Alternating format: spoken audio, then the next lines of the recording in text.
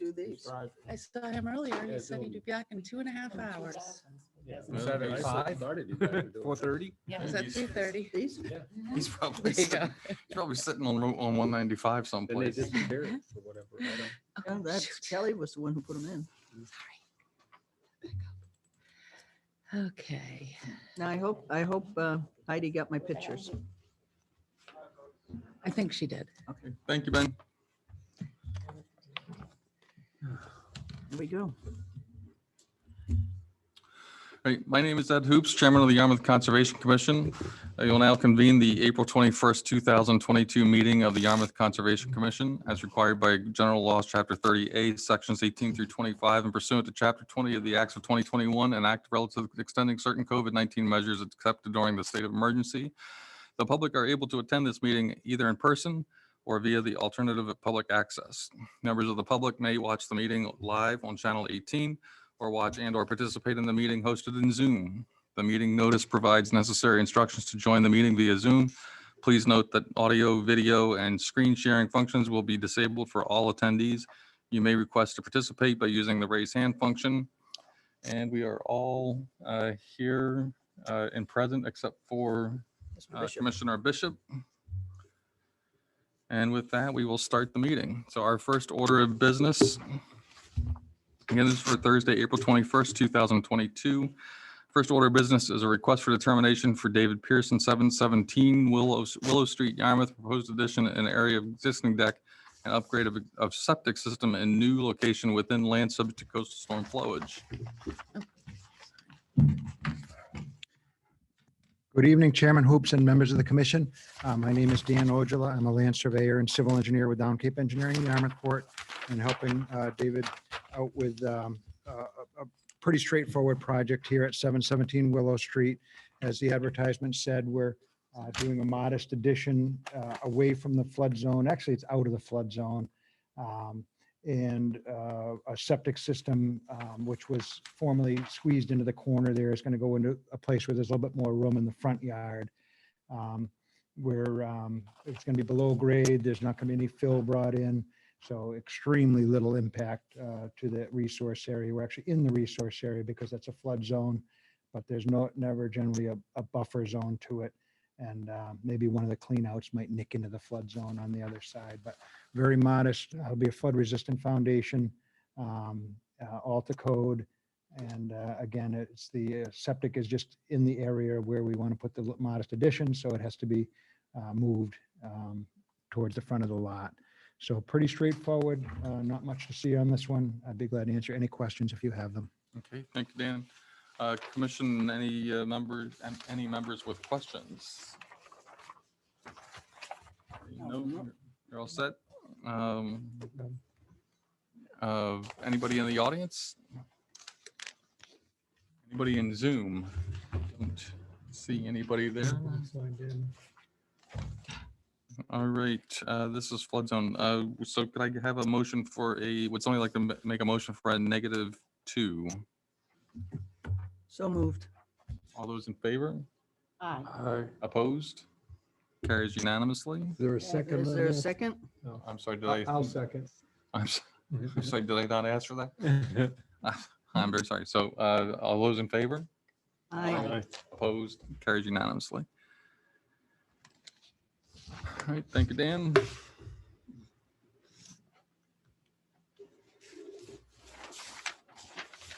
So one sheet. One side.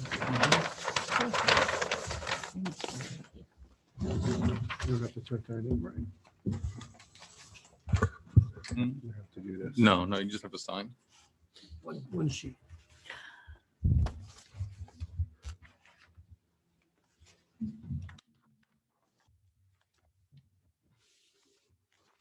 All right, next order of business is a new notice of intent for 11 Prince Road, proposed pool and patio areas with associated mitigation plantings within the buffer zone to a salt marsh and coastal bank and within land subject to coastal storm flowage. No, we have no SE number for this, so we will have to continue it regardless, but hopefully we'll be able to get through everything and just wait for the SE number. Dan, you want to go ahead? Sure, terrific. Again, for the record, Dan Ojala, land surveyor, civil engineer with Down Cape Engineering in Yarmouth Port. And we're helping the Joslows out with what we think is a reasonable proposal here at 11 Prince Road in West Yarmouth. This site was developed back, not too many years back. I think it was in the early 2000s. At that time, the flood zone was a little bit lower, so the coastal bank, which affects the property, was down, Demerson McClellan had shown it down at the toe of the slope. In 2014, FEMA, the new model showed a little bit higher flood zone, so that brings it up, and it got into the slope, which is at the front of this property. So instead of enjoying the full 50-foot buffer, all of a sudden the coastal bank runs up that slope to the fence at the top of the yard there. So we've got a situation where we've got a yard, legally put there, and the fence right to the top of the coastal bank. We took a look at some options on this site to see if we could relocate the pool anywhere else, but there's a big side yard setback, and the neighbors enjoy a little screening buffer between them on the south side. So there really wasn't room to do it there. We've got the septic in the driveway, and it's very awkward on the Baxter Ave side, and there's a big grade condition on the Prince Road side, which would preclude us from putting that patio. So we thought we would approach the commission with a proposal to really beef up the mitigation or introduce a lot of mitigation to the bank where there isn't any now. And so you can see we've got proposed and on the mitigation planting plan here, an extensive planting plan, pulling up lawn and introducing a nice buffer, which will be advantageous to the wildlife right against the coastal bank. So while there is a modest increase in impervious between the pool and the patio, not too far from the bank, it's about 16 feet away, and normally you'd require it to be 35 to 50 feet away. We've got just this odd condition where the wet resources are more than 50 away, but the technical coastal bank, because the flood zone increase, does zip up to the top of that bank now. And so we're somewhat close to it. But I think if you look at this big picture and weigh it in your minds, having lawn there versus a little bit of hardscape in a pool, and then pulling up a ton of lawn and putting down, 1,000, it's a good amount of mitigation there. I don't know if my eyes can read that. 1,600. 1,600 square foot of mitigation would seem to me to be a very fair trade, and the owner is willing to go to that measure. We'll put some stone markers to permanently demarcate that area and allow that to go back natural, and would be a much better habitat for birds, bees, small animals than a lawn, which is pretty barren in terms of what it allows for habitat for flora and fauna. So that was our proposal. It is very worth noting that Mill Creek, although it sounds like a river, there's a mouth of coastal rivers map that the DEP puts out, and it clearly flags that that's an embayment of Mill Creek, and it's not considered a riverfront. Otherwise, we'd be dealing with the 100 and 200 foot inner and outer riparian zones. So on this one, that's simply not the case. The DP Rivers map, which I believe we included, clearly shows that those mouths of river are seaward of, or I would say landward of this, up where the streams come under Route 28. So what we're dealing with the most landward is that technical coastal bank. Again, it's a dry resource area. It's heavily vegetated. It's extremely stable. There is, even the zone that hits it, I guess that'd be just next to base, but it's an A still water flooding for almost the entire bank. So we would expect even during the largest events for it to remain stable. The pool, you think, well, maybe that isn't a great thing to put near a coastal bank because it's heavy. But if you do the arithmetic on it, by the time you take out all that soil and you put back water, which is lighter than soil, even with the concrete, it's lighter than the sand that you're displacing. So net, it does not destabilize the bank whatsoever. And again, we're a full 16 feet away within a fenced area that's a level lawn right now, and you're getting a good multiple of the disturbance back from lawn to a decent habitat. So I would leave it there. We went over a little bit more detail in the narrative, But I would be glad to answer any questions. Hopefully you could find this approvable. I think we would technically need a variance to work within the 50. That's stated on the plans. If you need that in writing, I'd be happy to provide it. Thank you. Okay, thanks, Dan. So what is the total dimensions for the pool and patio? I guess if you just do the patio, the overall dimensions, how So many square feet? if it's not in the narrative, I'll do the arithmetic carefully here. Maybe somebody could look at that, but it's roughly 38 by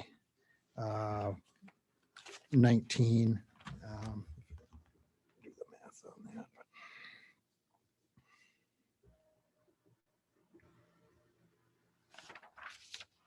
So roughly 38 by 19. 722 square feet. Mhm. And So you're I at- think we doubled that pretty you're doing close. 2 to 1. Yeah. So, that would be, I think, a fair trade. Again, I know you don't like to give variances, and this is, it's an area that's, but again, I guess I just remind the board that until FEMA, not arbitrarily, but, did raise the flood zone a little bit, it wouldn't have been a problem whatsoever. And it is a very stable bank, and it's a legally developed area that we're giving up and putting in a lot of landscaping to compensate.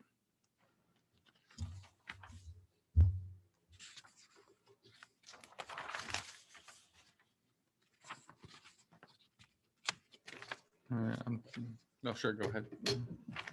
And since it's so close to the coastal bank, if we do approve it, could we make sure it's saltwater pool or? I think that would be an excellent call. It would call it a salt generator pool. They have a very low level of salt, and that knocks it down. So the chlorine is almost nothing that you have to put into it. It generates just a very low level of chlorine. I think that's an excellent suggestion. And we'll be happy to do that. A salt generator system, AKA saltwater pool. But just for the public, it's not so much you can taste salt. It's just a very low level, but it's just enough to set off that bacteria. So it needs very few chemicals. And that's a fine suggestion. I would be happy to do it.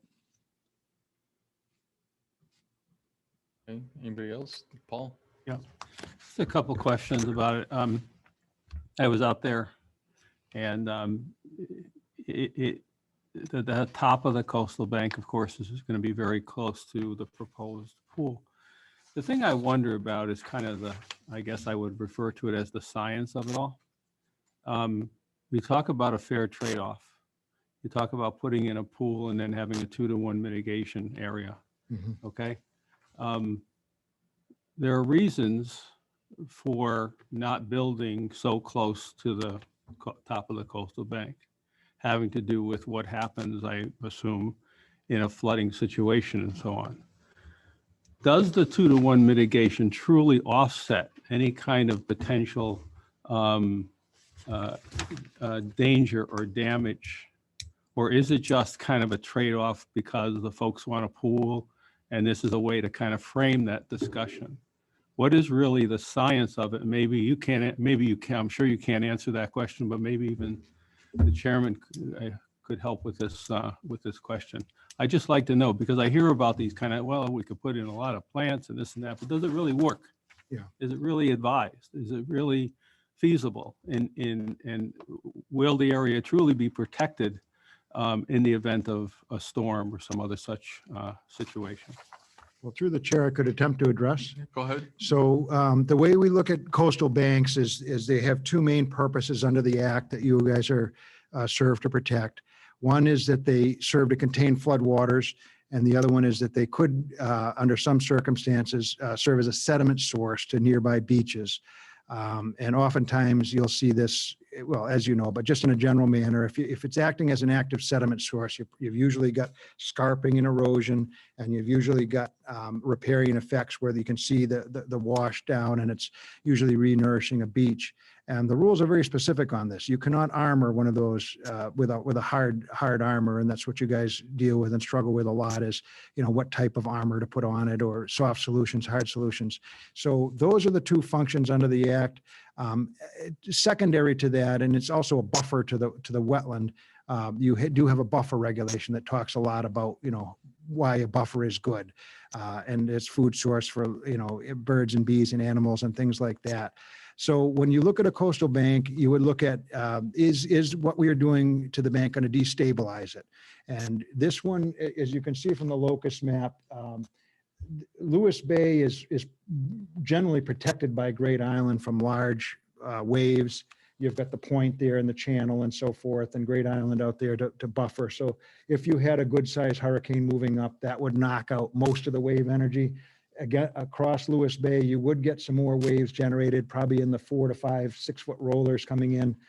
But then it's got to get across a narrow area and then way up into, probably, 800 feet up into the inlet there. So by the time those waves get up there, they've lost a lot of energy. I would say that you'd be extremely unlucky to have any scarping on this bank at all. And what I would say is that it's not as though we're putting a house here. It's a pool. It's the arithmetic on it is simply that water weighs 62 pounds per cubic foot and soil weighs close to 100. So you're getting a pretty good, you're actually lessening some of the load. If you look and you put a load on right near the point of a bank, it might slough off. The failure zone basically is a triangle, and it could push some soil down the slope. If this was heavier, like filled with lead, it probably wouldn't be advisable to put that near a bank. Especially a bank that was a little bit steeper than this, one that's anywhere near the angle of repose where stuff is falling down. And usually, and surely way back in the day, I would say this was probably an outlet stream to a glacial lake, and it carved a pretty good. That's what Bass River was. They think was an outlet to the glacial lake, and those forces carved the slopes, and they've been stable for many, many, many years in this area. So this particular coastal bank, it's a technical coastal bank. It doesn't serve as a sediment source. It does contain floodwaters, but again, that's way down near the toe. You see the flood zone is not particularly far up the slope. I believe that's an accurate statement. So it just does nick the bottom. So it's not a situation where you're on an open coastal area or even open Lewis Bay where you're talking about big breaking waves and concern over structures. This would be many years down the road. Obviously, with sea level rise, eventually someday it may become an issue. But at that point, we can simply remove the pool and retreat. If the house has to be moved back, we'll move it back. But it's not a situation where there's life safety concerns. And it's a pretty mild coastal bank as far as those go. So I think the interests of the act are helped by having a 10-foot buffer on top instead of lawn and mowing and clippings and fertilizer. You've got a buffer of plantings. So, I don't think it's just, lip service. I think it's a functional habitat that will help the bank a little bit, and being back and displacing heavy soil with lighter water won't jeopardize the structural stability of the bank. So I think for those reasons, you'd be okay to approve this. And I know we have to continue and we can discuss further, but that would be my answer to that. Thank you. Yeah, just for clarification on that, the only reason I'm entertaining it is because we're getting rid of lawn. And in this case, it's a heavily vegetated bank. It's well stabilized. The 10-foot planting area, mitigation planting area is actually outweighing, I think, the fact that we're getting rid of lawn, which is always good. Tom? I think as a commission, we're pleased that FEMA has increased its consciousness of banks and the like. We're most appreciative of that. You mentioned this creek as being, I guess you'd call it almost directly north of Great Island. You go straight up from Great Island, you go into the creek. Most of our problems during the summer come from the southwest, and those hurricanes can be terrible. You've got Egg Island, which is not really a good breakwater for that. As you state that Great Island is an excellent breakwater coming out of the direct south. if you had a significant hurricane, but out of the southwest, which is the large number of our storms in the summer, this is almost a funneling disaster on the way to happen as far as the bank is concerned. If you look at the locust map, moving up the creek and hitting that bank, that's a very difficult spot. And I think a 35-foot restriction imposed on having anything built within that area would be inappropriate. Thank you. Thank you, Tom. Anybody else? Pat? Just ask the patio material, what were you thinking on that? Is it possible to have a pervious material for the patio? Yeah, if that would tip the scales in favor of a vote, I think we could certainly arrange that. It's a pretty small patio, but it would generate a little bit of runoff, and we could go to a pervious brick with a stone base if the commission felt that was appropriate. I would say too to the wave action that the velocity zone is mapped out near the toe, and I wouldn't think would get too much direct wave action up here, but it would flood, and of course you can get big events, but being that you can look almost that the creek is running a little bit to the northwest there. It would take a heck of a storm to get right up in there and actively have waves impacting. They might go by it, but I wouldn't think they would impact it directly because it's so narrow, that waterway. But it's a point taken. It is in a flood zone. And there just seems to be a lot of area here where the pool could possibly be located. Now you would lose a few pretty trees and maybe a few colorful shrubs and the like. But I don't believe the pool has to be positioned in the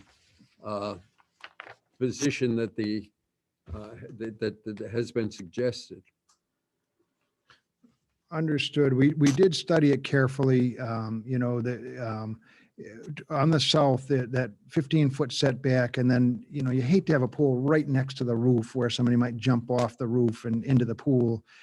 So we're hoping to have a little bit of separation there, but it would be hard against the house. And then to go to the front yard is just very awkward. It's nobody has a pool in the front, and in the front of the house, and the septic is out there. And the driveway is on the other side, so that's awkward. We looked at it pretty carefully. It really wants to be here. Conservation issues aside, it's certainly the spot, but we're hopeful that 2-to-1 mitigation would swing perhaps the rest of the commissioners on a split vote to allow it. It really it's pretty happy here from a layout point of view, and with the mitigation, hopefully that's enough to sway enough members. That's our hope. If I may, Okay, yeah. the Ellie? one subject you said about setting it that close and having somebody jump off the roof and into the pool was to stop them from jumping off the deck and jumping into the pool. That's going Yeah. to be my question. An electric fence. Well, I mean, it that- is hard to legislate against stupidity, but it's that's what the building commissioners usually say. But we would just like to get it out, on the side where it's away from the highest elevations, and hopefully common sense will prevail. Okay, anybody else? Anybody in the audience? Anybody on Zoom who has any comments on this There one? is a hand up. Andrew. Andrew Mills? Hi, how are you? Could you just state your name and your address for the record, please? Yeah, my name's Andrew Mills. I'm representing, my family owns the house directly to the south, 166 Baxter Avenue. So I reside in Southborough, Mass, though. That's what I'm representing the family for 166 Baxter Ave. So my question, through the chair, if I can ask, the pool, I think I heard it was going to be concrete. Is that correct? So I don't know that we've absolutely decided, it probably will be gunite concrete, but we would reserve the ability to do a steel liner pool. Those are very nice and they have some concrete in them, but just not as much. So, and my understanding also is that there's a restriction on the property that they can't build a bulkhead, right? Is there going to be, are you going to have to build up like a bulkhead or anything to create a level area for the pool? No, through the chair, where luckily it's the kind of a walkout, perfectly level lawn area. And we're keeping it, as close to the house as practicable. It's 16 feet from the bank and it's perfectly level. So no bulkheads. And yeah, you're right. You would not be able to, because this house was constructed after the Wetlands Protection Act of 1978. We couldn't put a bulkhead or a rock wall down near an area which would, retain the coastal bank. I think you could put one, landward of the top of the coastal bank with some landscaping, but it would all be subject to approval of this board. But no, it's just a level, taking up some lawn, putting in a small, relatively small pool and patio and doubling that with some mitigation to the north away from your folks. And all those trees that are between you would stay. We wouldn't touch one twig of that nice buffer. And then if this did get approved, is there any possibility to move the pool equipment to the north? Yeah, it could. It's pretty quiet these days unless they use an air cooled blower. A heat pump sometimes make a little bit of noise. We could certainly look at that. There's some room under the deck and so forth, or up by the driveway. That could be possible. Was the noise the concern, I assume? Yes. Yeah, we could look at that. And through the chair, can you help me understand what there's another 50-foot in the map. There's another 50-foot zone from the top of the coastal flood bank. What is that supposed to designate? So it's simply that it's 50 foot off the top of coastal bank and then 100 foot off the coastal bank. The Conservation Commission has jurisdiction within 100 feet of the resource areas. They generally will allow most features to be located between 50 and 100. And they do hesitate to allow between 0 and 50, well, especially closer than 35. But again, this is a bit of a special circumstance because the bank jumped up 50 feet on us since the house was built. But yeah, that's why it's showing that demarcating the limit of their jurisdiction in this matter. Okay. I mean, as you look, I don't know if anyone's gone to the Standish Way side and looked back or, to the west, but my family used to own that whole section straight from Green Harbor over to Prince Road. And the deed restriction for the bulkhead was to maintain, a natural escape along that entire section. And my father is in the process of putting that same no bulkhead deed restriction on the property we still own, which is 166 and 170. So, for us, we really look to see that we maintain the natural coastline as much as possible as it comes through. And you look to that area and preserve as much as possible for any animals that might be migrating up there along that whole bank, so that they have protection, and same for floodwaters. So those are my questions. Thank you. Those are admirable goals, and we certainly respect that, and do understand we're only working within an existing fenced level lawn area here. So we're not touching one twig down towards the bank or towards your property. So it'll be pretty benign with respect to that. And I think we could probably respect that request to zip the pool equipment over to the corner of the garage on the other side with the permission of this board. It would be about equidistant from the wetland as where we have it now. But that might quiet it down a little bit even more.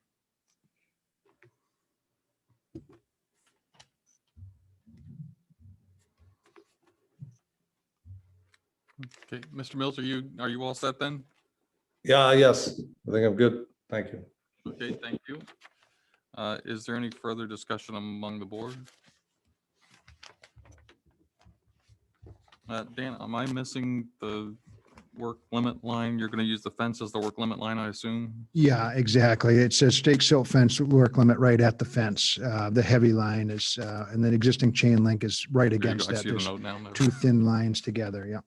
Okay, yeah, I see the, Heavy in the light. Yeah. okay, unless there's any further discussion among the board, would somebody like to make a motion?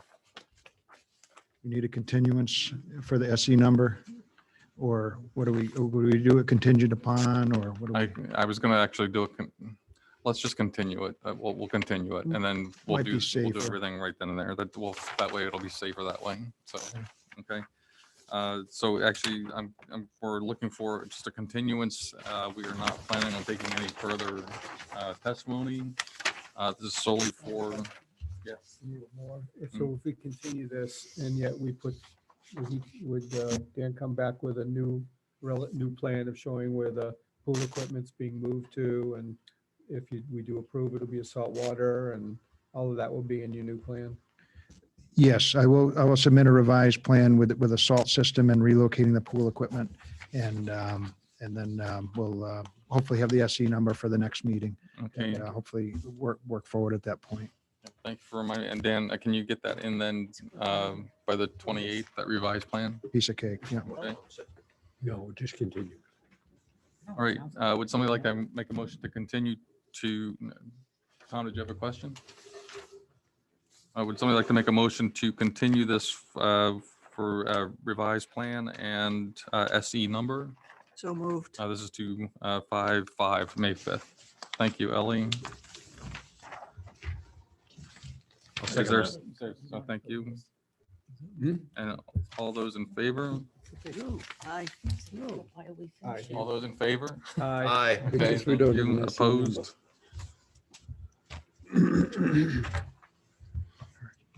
Where's my continue? Thank you. We'll It's not see you fair then. to Dan. Thank- He's thank you, gonna Dan. do this work and he's gonna do even more work. Buttercup is being continued.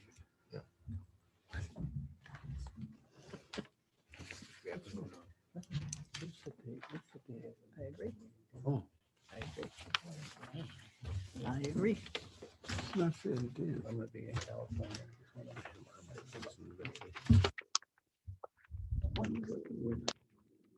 Okay, so let's continue. That goes there.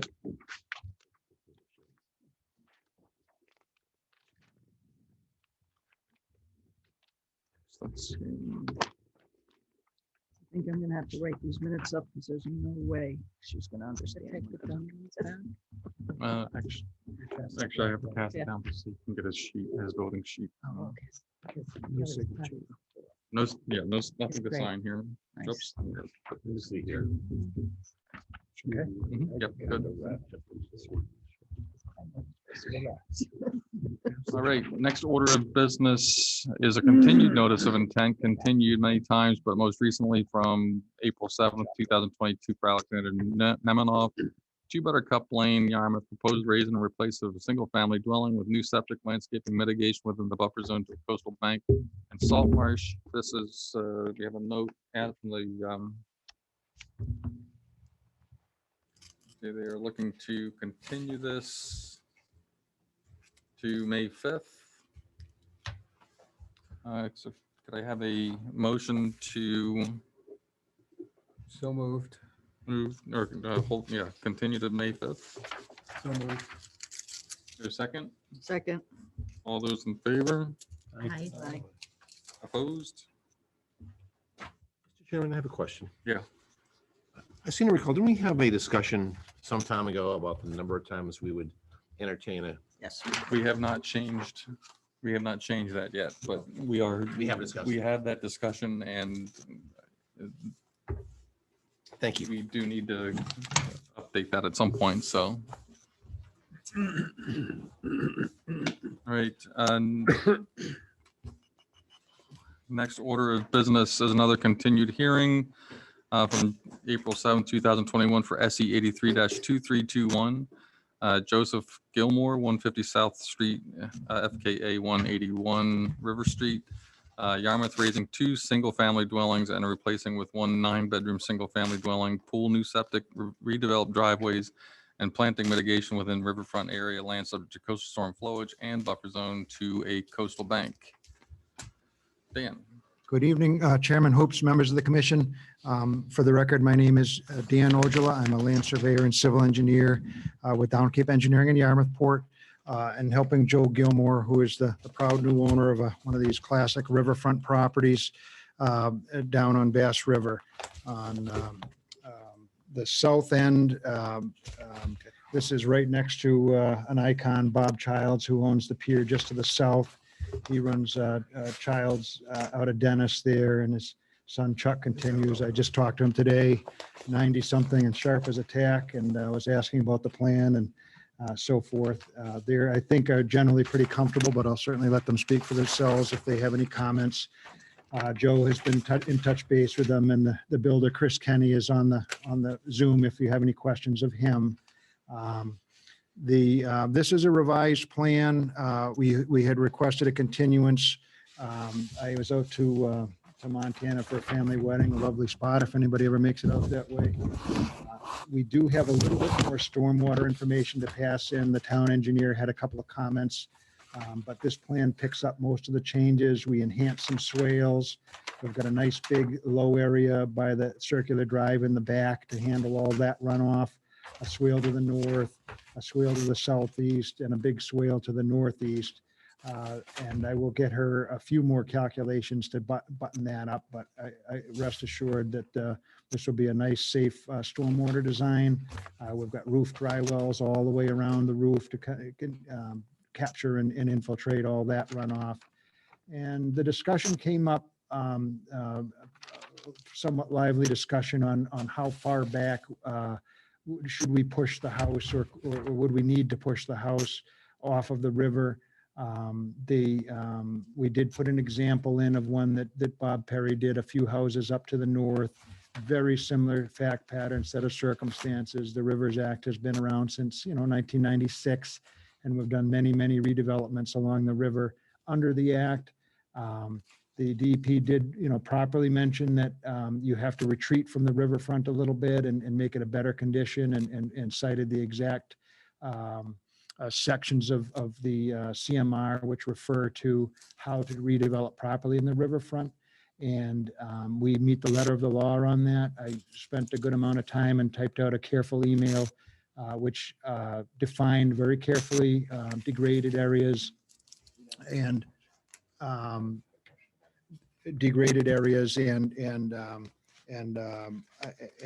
hardscape areas within the riverfront. I think that we show with this redevelopment a nice improvement. We had Andrew Garrelay of Yarmouth Port Design Group work on a landscape plan, which we then transferred onto our letterhead. He introduced some American beach grass right along the river. Sometimes you get a little wave slap and some salt spray over. That's a super salt tolerant species. We will have to maintain it with a little bit of sand and so forth. But then you can see back of that, we've got some woody growth in there that was specifically requested by the commission. We maintain the rain garden with some water tolerant species. And we have pulled up all that darker section of lawn and restored it with what would be considered a very native coastal seascape landscape. And in that manner, we feel does meet the test of taking a degraded area or an altered area and making it better. So typically in these, and I've spoken with some other consultants, that pulling up turf grass, which you can see from the aerials, it's simply coast to coast like the Kennedy's lawn there, pulling that up and restoring it is generally looked at favorably and seen as a credit and a proper offset for hardscape that's further back. And so we did move the house back, clear the 100-foot inner riparian zone, which was requested. I think that was an additional 8 feet back. And you can see the houses to the north and the south are quite proud of where we are. Prior, we lined up pretty much with those houses, but we're going to be retreating back a good amount. Very comparable to the one that was approved up the street. We think a nice improvement. So it does a couple of things. It pulls the house out of the velocity zone. Our only other option on this really would have been to, and it's a somewhat historic home. We would have had to raise it up on piles, and it really would have looked, I think, gangly and out of place to leave it where it was. So I think retreating is the proper way to go here. You are allowed to have some cold storage underneath, a place to throw the kayaks and whatever underneath. So to the whole north side is low, and there'll be flood vents.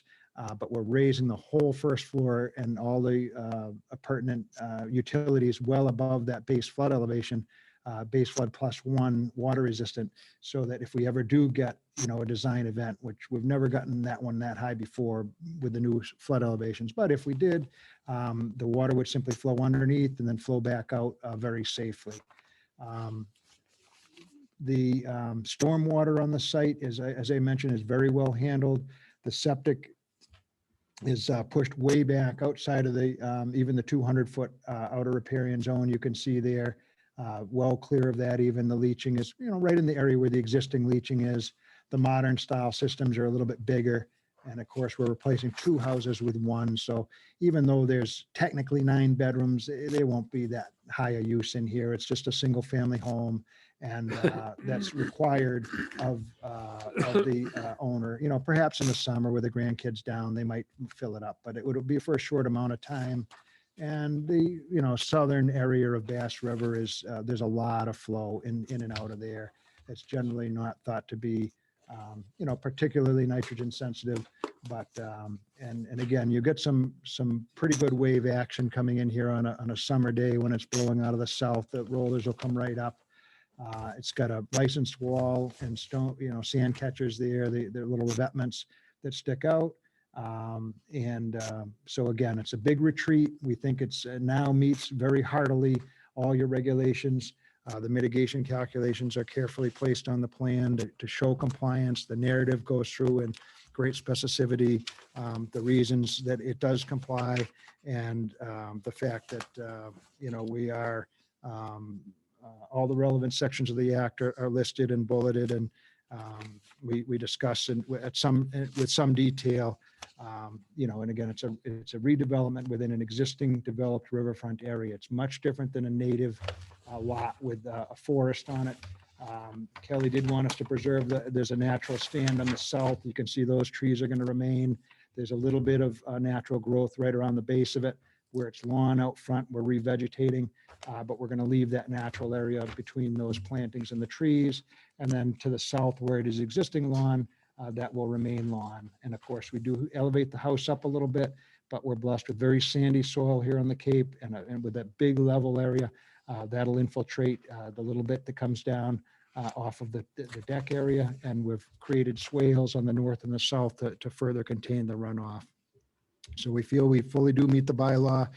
You will have a hearing on that's separate, and we're buttoning up that information. But again, with the downspouts and all the swales and treatment, we feel it's better than what's there now. And we do have to remember that in this case here, during a 100-year event, when you get this kind of a design storm that might cause runoff, you might be a couple feet underwater on the whole site with salt water. So there is an exception in there for the 100-year event, which I'll make note of in the stormwater refiling. So I won't read exactly what I wrote there, but you're welcome to do it, and I could dive into more detail if you would like. But the mitigation at 9850 square foot is 1.38 times the suggested 2-to-1 ratio. So what they ask you to do is a 2-to-1 ratio, and we went over that by almost 40%. So I think it'd be hard to say that it's not an improvement over existing conditions. It's plenty of improvement. It's very consistent with other improvements that you've done up and down the river. And to cause it to go even further back, I think would be a real hardship for a gentleman that's paying a ton of taxes to the town and doesn't have any school children in the school system. But again, those aren't things you look at too carefully, but again, being 40% over where we need to be and well in excess of a 2-to-1 ratio, I think we're in good shape on this one. I would be glad to answer any questions that you have. Thank you. Okay, thank you, Dan. Commissioners, questions? Yeah, Paul? just a couple of questions. Number one, is a paved driveway necessary? I talked to him about it. He'd be,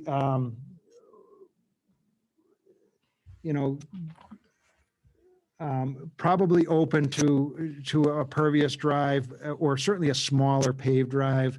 The trouble with gravel is it's noisy, it's dusty, and it's hard to maintain. And where it's so far from the resource areas, we've only got a little bit of it that's even in the outer riparian. And with the grade there, I'd hesitate to say that we could safely maintain a gravel. We've got to kind of curve and come up the slope. So are we married to it? No, but boy, I think in this case where we've got a nice pitch away from the resource area to a nice big low grassland swale, it's well treated and very safe. Again, all the roads around here are paved and it's back almost out of your jurisdiction, except for land subject to coastal storm flowage, of course, which is the whole site. So would love to leave it, but we will listen if the majority opinion says otherwise. Thank you. The other question is the size of the patio and pool area. What is that dimension? So at 20 scale, so the pool is the standard is sometimes 20 by 40. This is 18 by 40. So it's a little bit more of a longer, elongated. The overall on the patio is 78, and the width is the full width is 38. Okay. It just strikes me as kind of big. I don't know if there's any thought about cutting that down a little bit, but thank you for that information. I was saying the same thing about the patio size. It looks like you could put boards over the pool and play tennis, but I think the patio is a little excessive, to be honest with you, but Well, it's one of the problems that you on the south side, you like to have room to lay out the chase and still have a table and chairs, and then it's not symmetrical if you go and shave down the other side. So it's, but again, it's well back where the house is now. You've got a big house, I know it's ghosted in the background, but all up in here now, and we're way back here to 65 feet off the armored wall. Almost the house only goes back to here.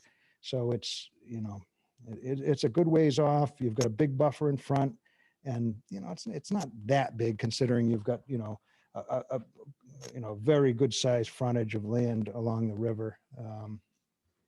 So hopefully we could stick with it. I'd leave it at that. okay. Anybody else? Well, I have to agree with the size of the patio. It looks a little large, trying to take over the entire front of the house there. That it should be brought smaller. My other concern is the amount of fill that's going to be going in there. It looks like it's going to be 4 feet in areas of fill, just to bring the patio up that high. Can't you leave that patio down a little lower? The pool and the patio, can't you bring it down, or do you have to put it into 4 feet? Well, I think it's a fair compromise now. The first floor is up at 13 to get above that darn high flood elevation, which again, it's nice that they're conservative, but FEMA had the maps all ready to go. And then when Superstorm Sandy hit, they recalibrated and everything went up about 2 feet. So it's a nice, safe number, but our first floor is gonna be at 13 and that's at 10. So you've got a number of steps down already, coming down with the drinks, it'd be nice not to have to go down more than, 6 steps or so. And again, if we do get a 9 flood, it'd be nice to keep the pool dry at 10. I think being 65 feet back, it's not going to look like a lot of fill. It's going to be, it's going to be set back and a little 3-to-1, 4-to-1 slope in front. It's just going to gently roll up and look very natural when we're done. And we don't necessarily concern ourselves with fill in a flood zone, especially a still water zone, because it's a situation where it's a pin in a bathtub effect. It's, the size of the coastal flood that comes in from all sides. It's simply the small amount that it displaces doesn't really affect anywhere else except on a, molecular level that might be a few millimeters higher, but it's not a big factor. So the key thing is to keep the house safe, get that floor up, and then, the relationship between the first floor and the pool would like not to go down more than 5 or 6 steps. So would respectfully ask to leave it there, and I'd leave it at that. Showing 3 steps. Yeah, it's only showing Did you- 3 and I, Did you say 5 or 6 steps because you're carrying drinks? yes. that's 3 what he said. feet, a 3 feet what he did. vertical drop. Well, again, you get elderly people, that like to enjoy the pool. So, does it really make sense to go down 6 or 8 feet? I don't think it does. I would tend to Well, it agree wouldn't be with 6 the- or 8 the feet, amount it'd of- be 4 feet. Yeah, Oh, from 13 to where? you're going down from 13 down to, That's to 5. 10. You're showing 3 steps in your plan, Dan. No. These are the steps. You got to step down from here to the porch, and then you've got risers. You count them 1, 2, 3, 4, 5. So that's 6 steps. It's 3 feet. You don't forget, top of foundation is 12, but the first floor is 13 too. So it's a full 3 feet. It's about 6 steps. Usually use about a 6-inch step. Maybe 5 if you used a more aggressive tread, but I don't think you'd get there. I think you'd be at 6 full steps. And again, if we don't do the project, you've got a house way out here, that's in breaking waves and splintering and causing a mess. Isn't pulling it way back and having a modest elevation 10 slab reasonable? It's, Dan, I don't think we're arguing about the placement of the house. I think we're just talking about the placement of the pool and the patio, right? yeah, the elevation of the patio though. What? And the fill. It should be at grade. What's the size of the pool? The size of patio is At 75 minimum. feet. Yeah, and to be clear here, it's really only about a 2-foot mound. I mean, are we really concerned about that? It's going from 8 to 10. 2 foot. I mean, that's not much, 60 feet back, you could hardly see it. If we did 2-foot contours, the plan would look a little simpler, but we like to be very, very accurate. So we use a 1-foot contours. But with a 2-foot contour, you'd only be looking at an 8 and a 10 there. It would hardly even be noticeable.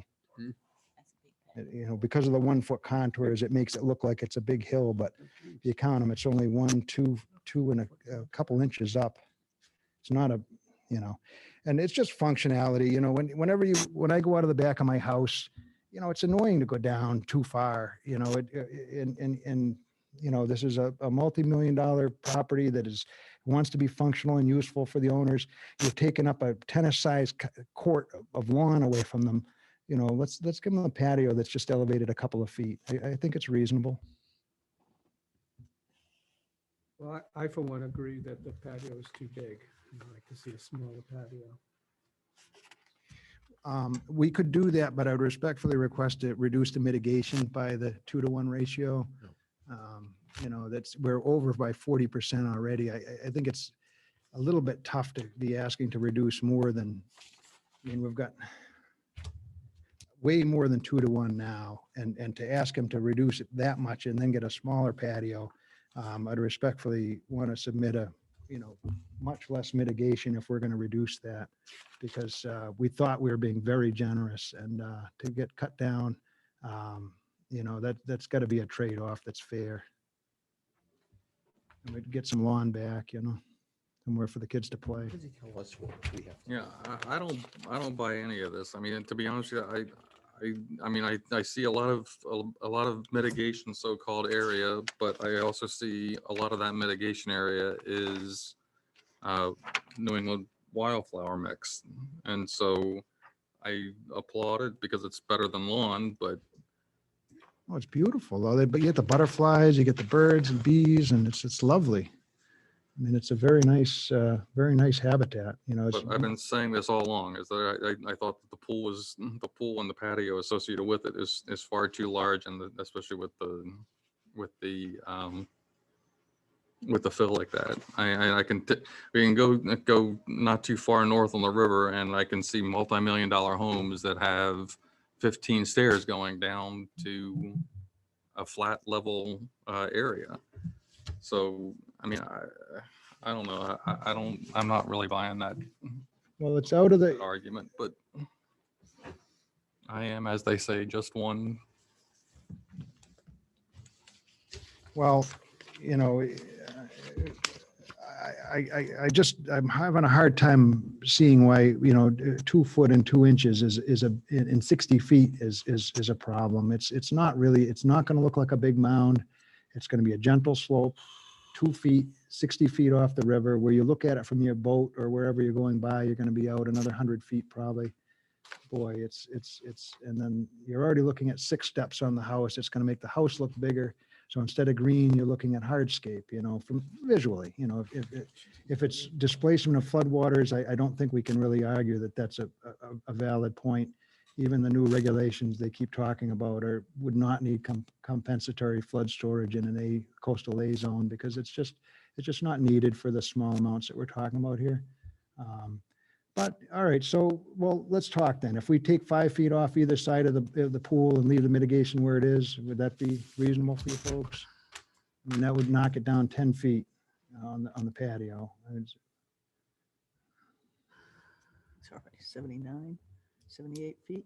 It'll be 73 by 5 feet on each side, so it'll be 68. 8 feet's a by pretty long 38. patio.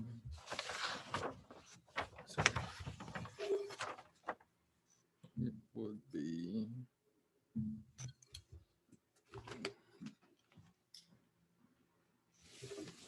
I think it needs to be more. Size of the porch.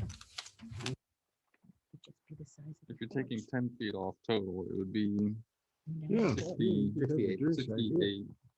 Why do you need 18 feet on either side of it? I guess, Just 4 drinks over here. You're looking at Well- 68 feet length. Yeah, I mean, one of the things to consider is that, you know, it would be lawn instead of patio. And, you know, hardscape has the advantage of not needing to be mowed or fertilized or any weed killers. So it's just an inert substance. The water will run off and, you know, infiltrate in the lawn. So it's, you know, it is carefully measured in the Riverfront Act, because there's precious few things other than hardscape that are appropriate to regulate. You know, it's an easy thing to regulate. But, you know, I don't know, it would seem to me 10 feet off, and then we're going to be way over 1.4 times the amount, you know, the normal 2-time amount will be easily 40% over the mitigation. I think it's a pretty fair package at that point. And, you know, we'll leave it up to the discretion of the owner, but if he doesn't want to build that extra patio, we'll certainly shave off one side or the other. But if we could get permission to build it 10 feet, you know, 5 feet shorter on either side, and we'll take that, and then he may build a little less. More, 10 feet off each side. 10 feet off of each side would, well, it's 18 58 feet. feet. It's 18 feet now each side. 78, all right. So if you did 10 of each side, it'd be 58.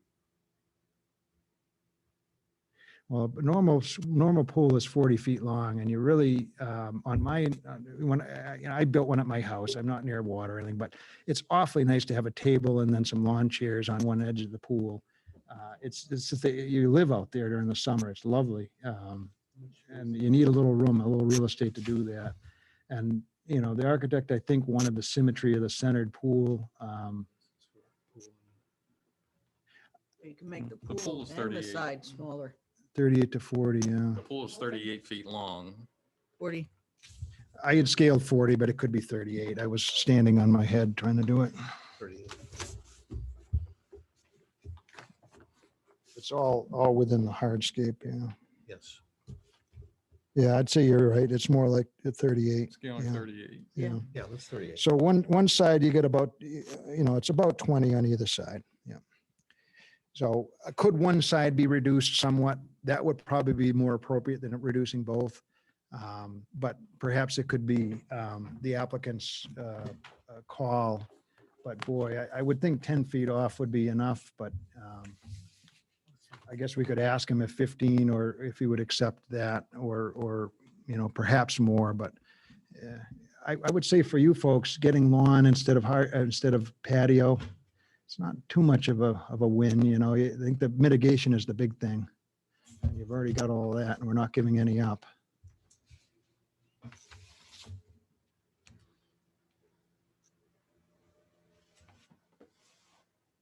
So If we went to a pervious patio paver, would 10 feet be enough? Because that could be a possibility. Well, I think you have two people who are definitely saying more on the 20. You're game it for 20. Is there, how feels the rest of the board on that? Like 10 feet on both sides, 20? Well, it would be 20 feet total, 10 on each side. Yeah, There's some who want more than that, Ed. Well, Like five. yeah, so 5 feet on each side. the I thought question he was is, saying 5 on each side. Yeah. You were saying 10 on each side. It's different. Yeah. What are we talking about? 10? 10 right now. Like I said, they can Well, also could make we the pool compromise smaller- at pool 15? smaller. I mean, we're well over where we should be, you know, by the book, you know. Obviously, it's a discretionary permit and, you know, but you do want to be fair. And I think this is probably the most mitigation you've gotten on one of these redevelopments. So, you know, it's 40% nearly over what it should be, or what it could be and still meet code. But again, you know, it's. I still need to hear from the Is board. I don't- 15, if we took 15 foot off the width, would that be a compromise that everybody could live with? And then, Yeah, that'd be fine with me. 15. So 7.5 on each side?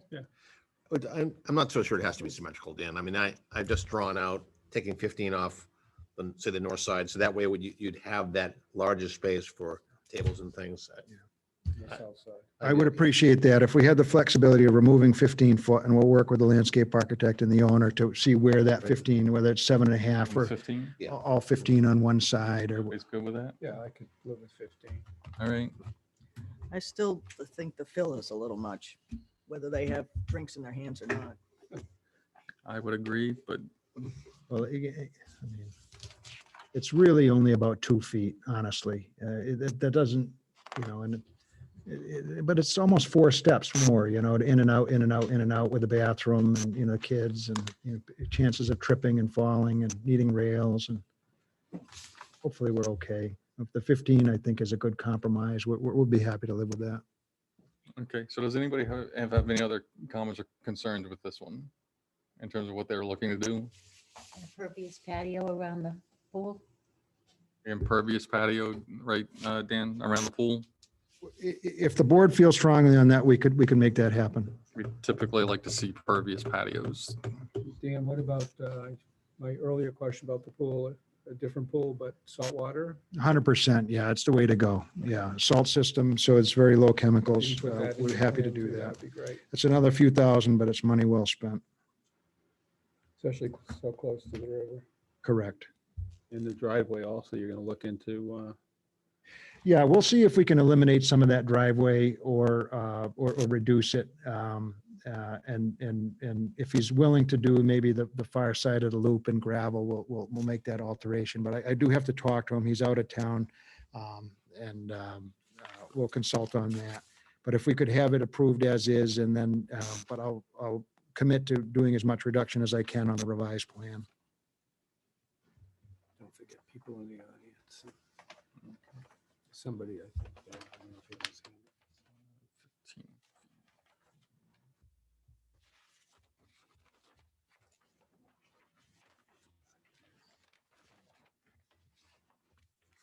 All right, anything else from the board? Anybody in the audience? Somebody in the Zoom world?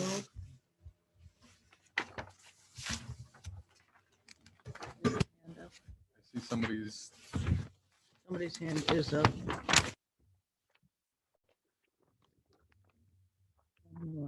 John Lawrence. Yeah, John Lawrence, and I was just a question. Are you guys going to approve this or are you going to wait for the revised plans to come back? And can you just identify yourself and your address for the record, please?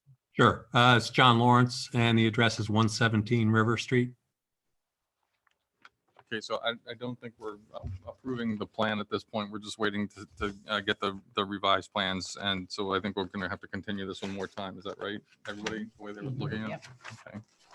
Okay, So now- thank you. Continue this, hopefully, Dan, to 2 weeks, May 5th. That'll be fine, yeah, for these revisions. And then, we do still need to finish up the stormwater permit. So there'll be another public hearing on this matter. Yeah, thank you. I would be happy to do that. Okay, so it'll be May 5th. Mr. Lawrence, May 5th will be the continuance for this one. Okay, thank you.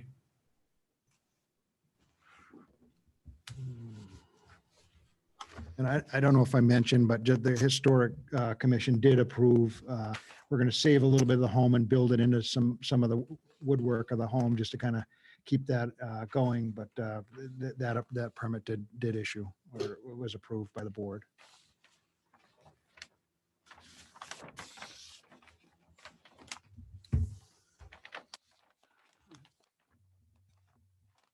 Appreciate it very much. Thank you. I make a motion, we continue this, Mr. Chairman, till May 5th. All right, is there a second? Second, Tom. Thank you, Tom. All those in favor? Aye. Opposed? All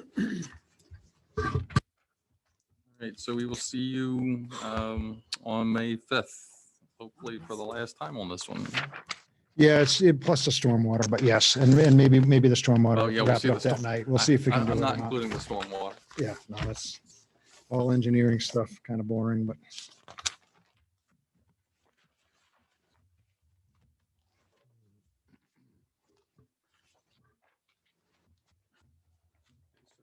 Nothing to sign? Nothing to say. Nothing to sign again to you. It's moving straight down to Paul.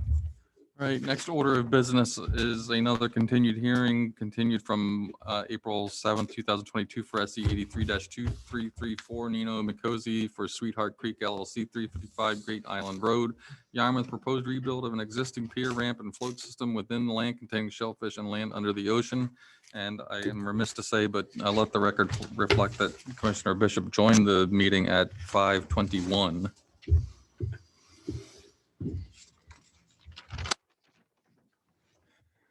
so which one is first?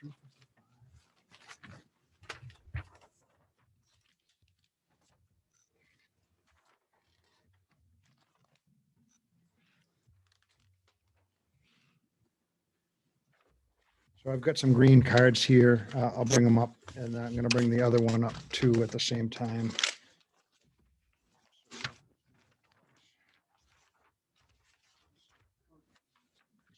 Thanks. Good evening, Commissioner, Chairman Hoops, members of the commission. For the record, Deanne Ojala with Downkeep Engineering. We're helping out Sweetheart Creek LLC, Nino Mikosi, a longtime owner of some properties in this area, with some modifications and compliance on a couple of piers in the area. This is a man-made creek. You folks probably remember, I think BSC came in with a dredging permit for it. I think we had done one back in the 80s. It's been done numerous times. BSC has been doing the recent one. It's a very, it's a very natural area, but it is definitely, mined out, not like the Cape Cod Canal, but a very deep, nice navigable channel. And it's important for a number of these homeowners on Great Island who do like to moor their boats along this edge. Nino has two properties. The first one we're doing is 355. They're both very, very similar permits, but we'll do them one at a time because they're not even next door to each other. They're a couple apart.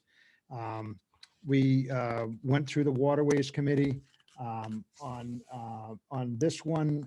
The situation was basically that the owner, the pier, existing walkway had been there. As part of the house redevelopment, you may recall, I think the building commissioner at the time was very concerned that someone's going to fall through the deck, so they had them reskin it. They didn't properly apply for permission for that, so I think we came back and talked about that on this one. At this point, we're going to put the deck elevation up at 5.3 and fix that situation. He was also inadvertently or by mistake put an extra pile and float in, and you gave us permission to leave that pile in for a little while. We're just going to relocate it, if you give us permission to do this, a little bit deeper than where it is now, perhaps.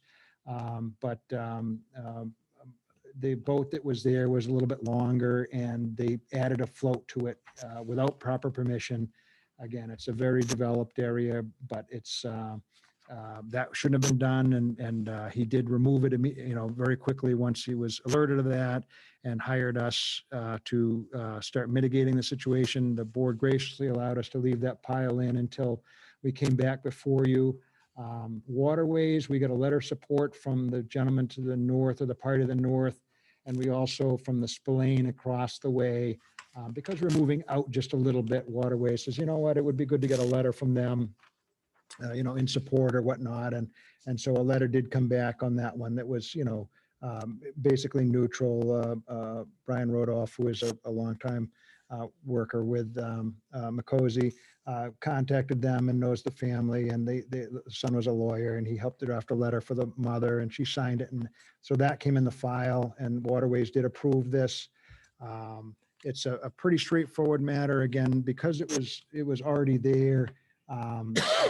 Everybody is, I think, acclimated to it in this little estuary, Sweetheart Creek, the man-made channel that cuts up in there beside Great Island Road.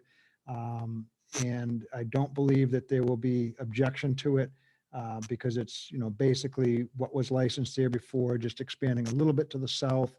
And the ocean side of it, the reason we have the depth is so that the prop doesn't disturb the ground. You can see we've got a good amount of depth on the water side, and the even on the landward side is a good amount of material under the float at low water. There's a good amount of depth, and of course you wouldn't have the boats on the landward side because they only have one boat, and they would obviously put it on the outside.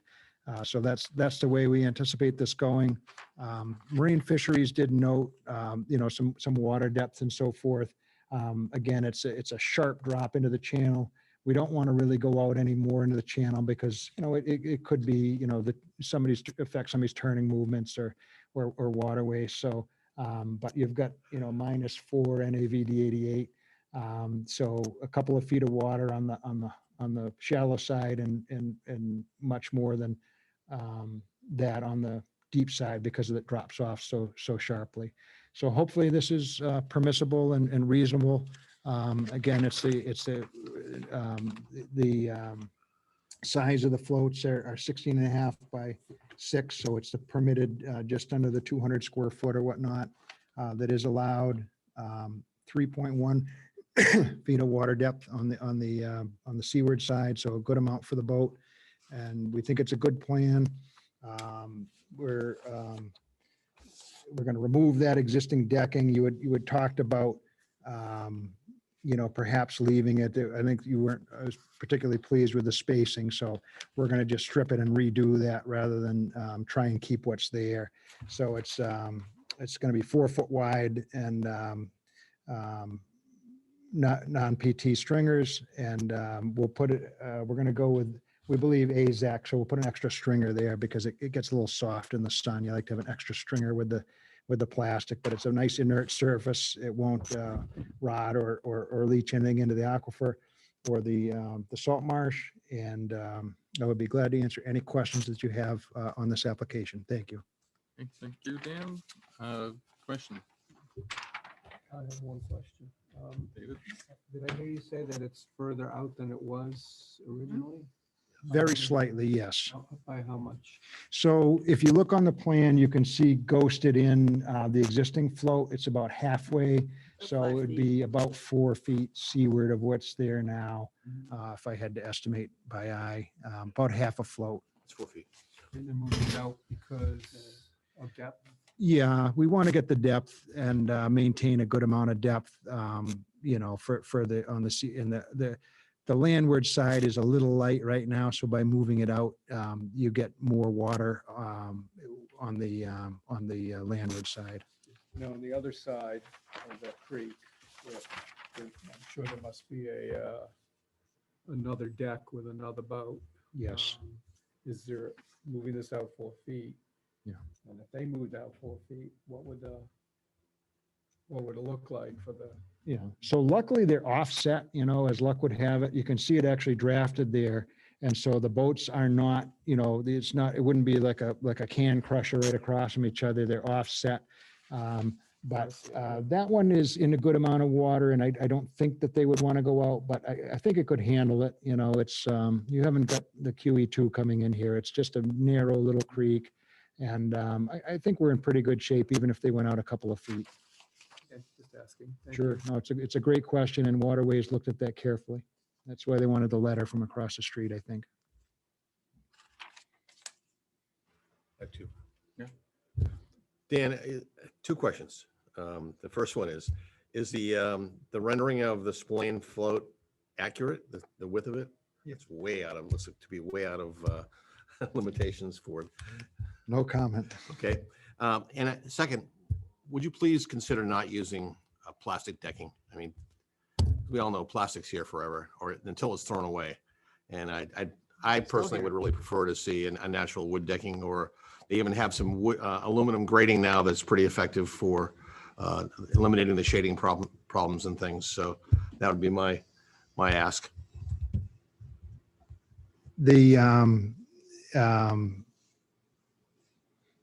Yeah, I think if we'll certainly bring that to their attention and ask them very, very carefully on that. I mean, it's, it's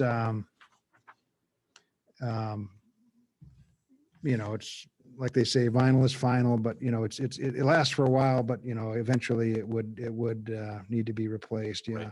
Now, yeah. So I didn't necessarily go over that with them. It is plastic now. I don't think they're going to try and reuse it because it's so much labor to, unscrew and rescrew, and then you've got weird screw holes and the joists don't line up. So unfortunately, we're going to have to probably waste what's there.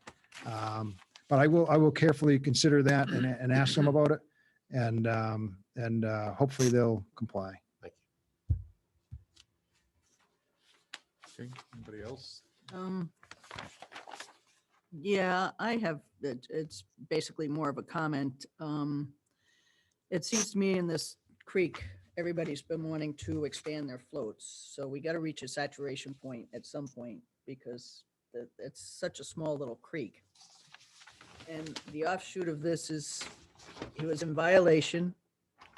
So he went back to the drawing board and now he wants to create a bigger dock so that he isn't in violation. So do we say, okay, that's great. You had a float that was too big, but we're going to give it to you anyways? If I could, so, I mean, point taken, but don't forget that right now it does comply with the regulations. What he didn't have before, and I think it's a pretty similar size as what he had there in violation, was in violation of the permit, not so much your regulations, but he didn't have permission to have it there. But had he asked back in the day, he probably would have been granted for it. So it's, in so much as that it is putting back an extra float, it will comply with the current regulations. And, each of these lots luckily has 130 feet of frontage. It's 92 feet down to the next dock. That's licensed. It's 122 on the other side, and it's fairly well organized. So I don't think we're in danger of too much congestion here, given the pretty good sized lot spacing that we've got luckily.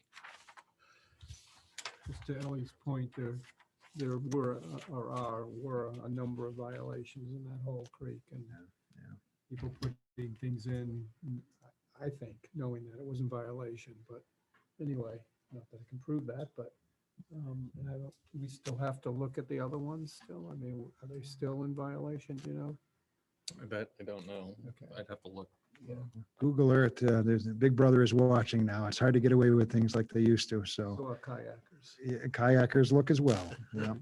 And to Ellie's point too, that down the end, I think that the community joins together and shares one at the end. So that takes a little bit of the pressure off in this area. Yeah, I know there's a dock down there, but there was a reason why ultimately, I think when they first allowed those smaller floats was to keep the congestion down because it's so narrow. And if they keep getting the bigger floats for bigger boats, they're going to have to either back in or back out. Brian is intending to keep the same boat there that he's had for, I think, 20 years, he was saying. So in our case, we're no changes in the immediate future, but yeah, point taken. Yeah. Marine fisheries say something about float stops. I was reading, Yeah. thinking of that. So yeah, they did. I had briefly mentioned that. The trouble with float stops is that you have to hold both sides of the float. Otherwise you get a situation where it's gonna rack on you and would need a bunch more piles. Because it's an unnatural channel and it's very steep. And we did have BSC do a shellfish study. I don't believe it was a particularly robust habitat. We're hopeful that because we're darn close on the high side and in excess on the deep side, that would be okay without a float stop. It won't ground out. There won't be any boats there because, like I said, it comes up like this, so you just can't get in there with a boat. That we could allow this as is. So that would be the ask. If we had to do float stops, we'd either be looking at feet, which muck up the bottom and cause a problem, or a bunch of extra piles. So, and the option otherwise would be go out another 3 feet and would have it, but I don't think this little creek wants it for 3 feet even further out. So the ask would be to leave it where it is. I think it's reasonable. I think the shellfish are well protected because you're not getting any boats in there. It's simply a float coming near and going up. So would ask that we approve as is if possible. I think that's supposed to be between me.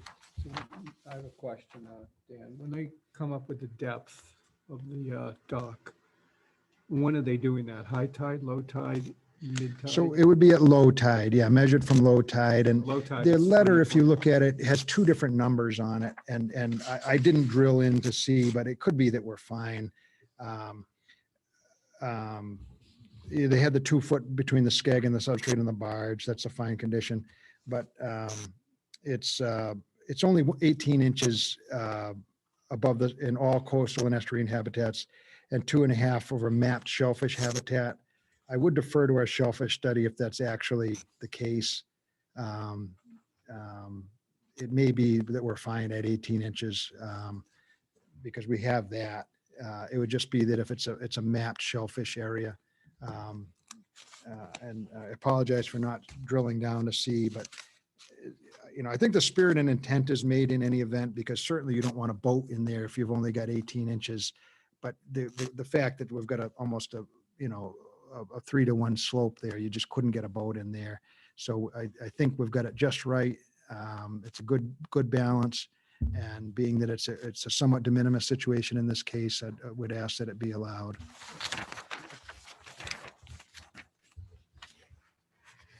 Anybody else? Anybody in the audience? Anybody in Zoom? I don't think so, right? Oh, my hand just Raise went up. their hand. Oh, somebody, And Where's the hand? I don't see a hand. Oh, John again. John Lawrence. You probably know the- Yeah, John Lawrence from 117 River Street. Just a quick question. You talked about non-PT stringers. You're talking non-pressure treated? Correct. Yeah, the bylaw does not allow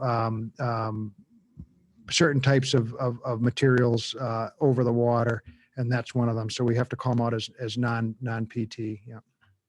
And typically, what materials would you use? So you could use green heart. You could use naturally disease-resistant woods.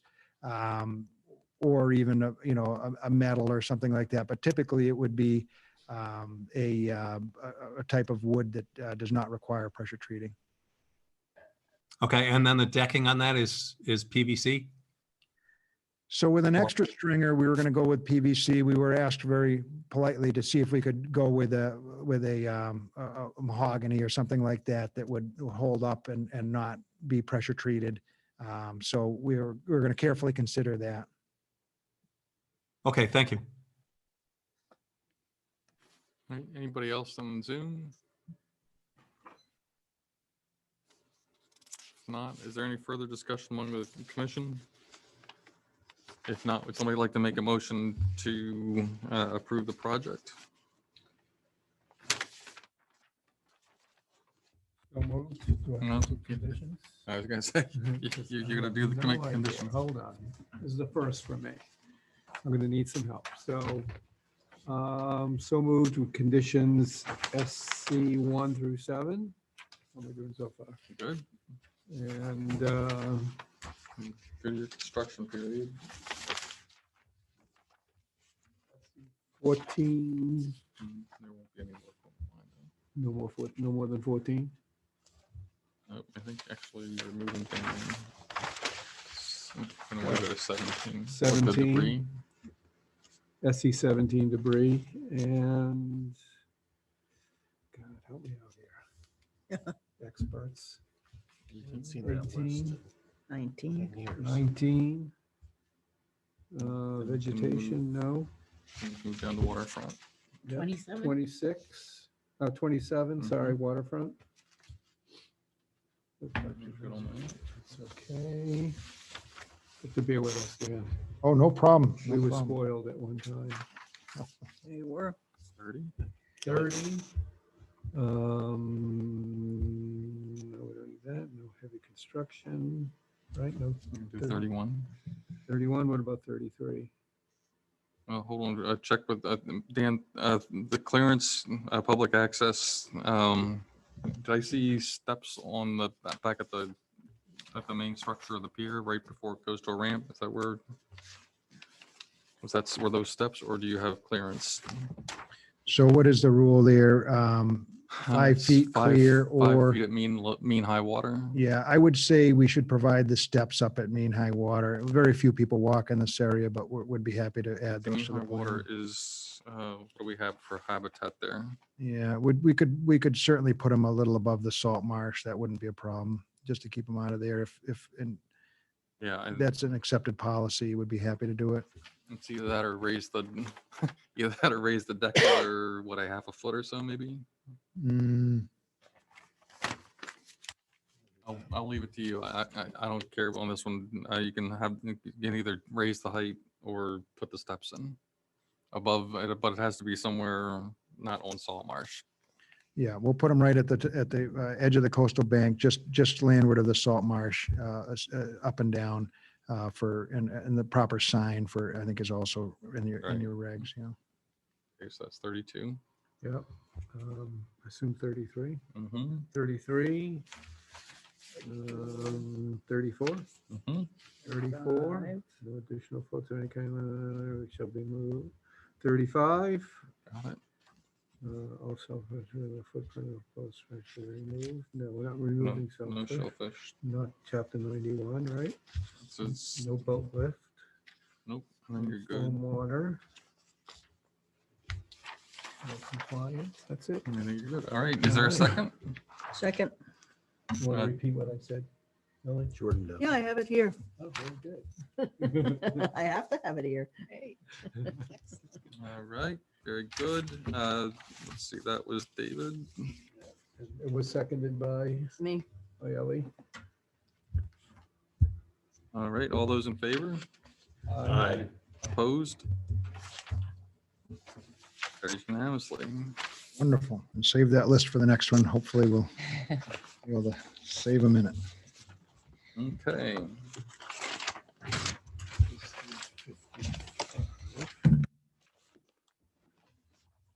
Paper on myself.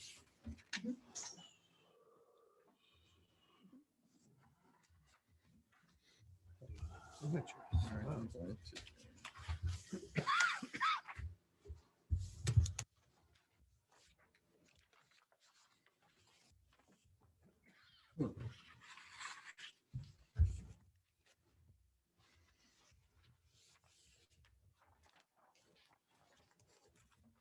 you got 2 to sign. Next order of business is another continued notice of intent.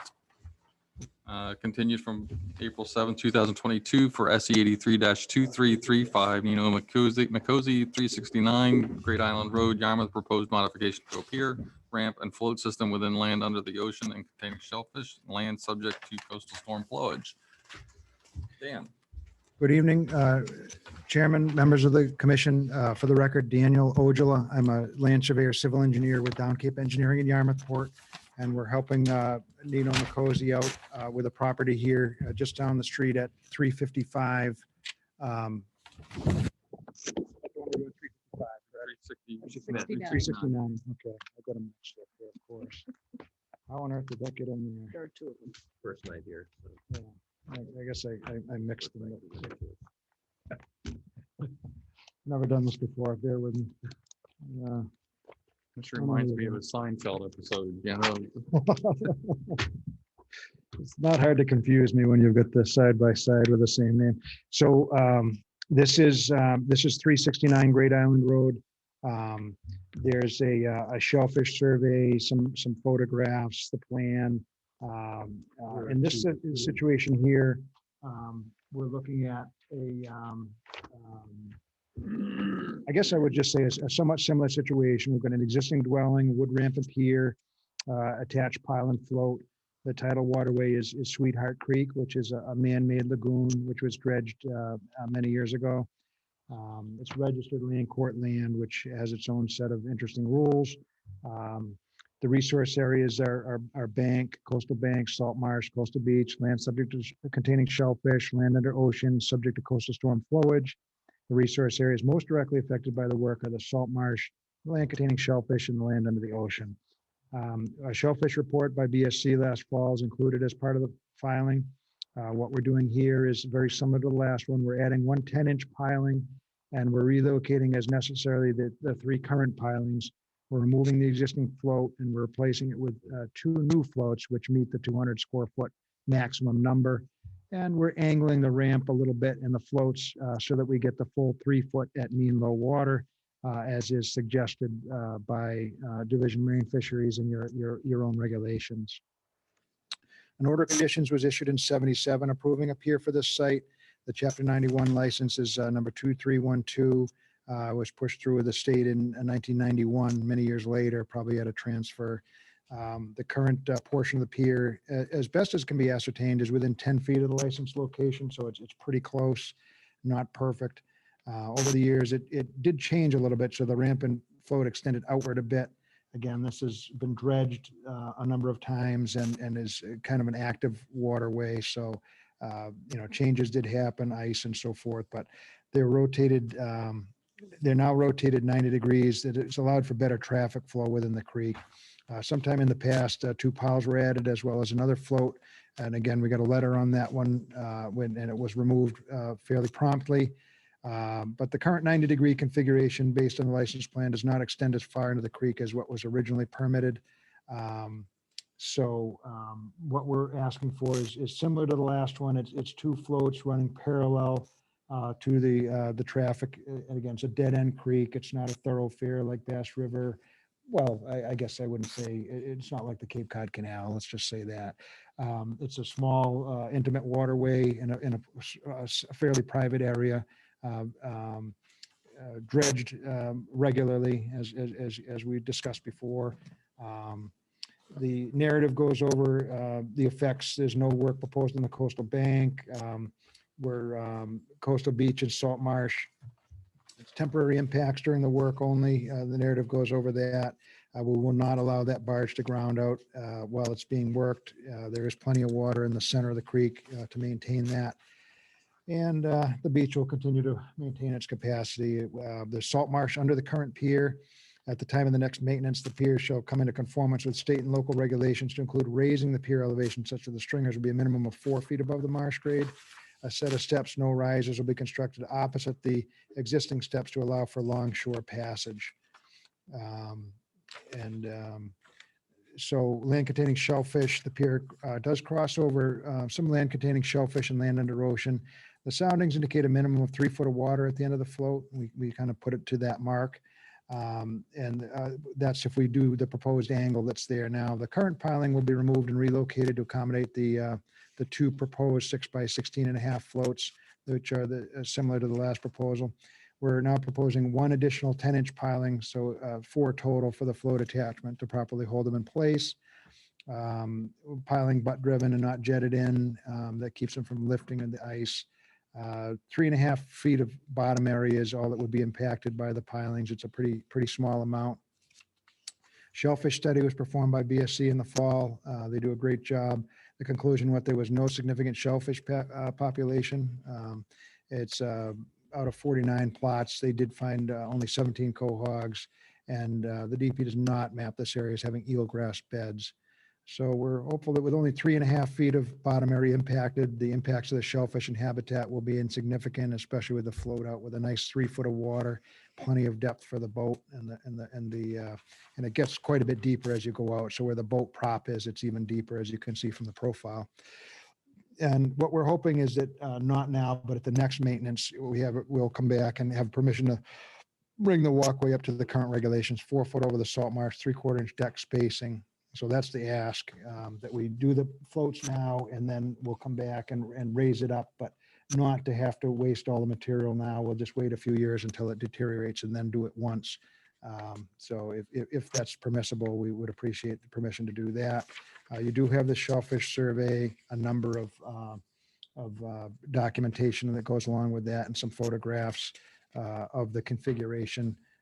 You can see, I believe that, yeah, it's the same float system, one very similar to it across the way. That's in a zigzag pattern, so you're not directly opposite on the other side, which is nice. You don't have a pincer effect directly across from it. And so plenty of room to navigate by. Again, it's generally similar to what was approved before, but we think a nice improvement brings the floats out to the current depth that will have plenty of depth under the floats at low water on the ocean side and where the boat is going to be, and a better situation than having it in further.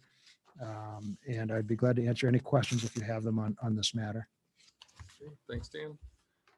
Commissioners, questions? Sorry. Richard. So the first thing, Dan, is to thank you for speccing black plastic flotation versus the foam billets. That's really critical because so much of that foam is floating around. That's the way we're going. Yep. Great, thank you. Now, if I can get you to go for composite pilings, will be good. What did you choose for material for the piling? Well, we were going to try and reuse what's there, which is, probably the highest and best because there already exist in there. Absolutely. But I guess the ask would be to do a conventional a pile, but we can certainly check with the owner and see if he'd be willing to do a composite on that one. I think as long as you don't choose Green Heart, I'll be happy. Thank you, Mr. Chairman. Anybody else? Just Ellen, the same creep, float creep Yeah. in Sweetheart's Creek.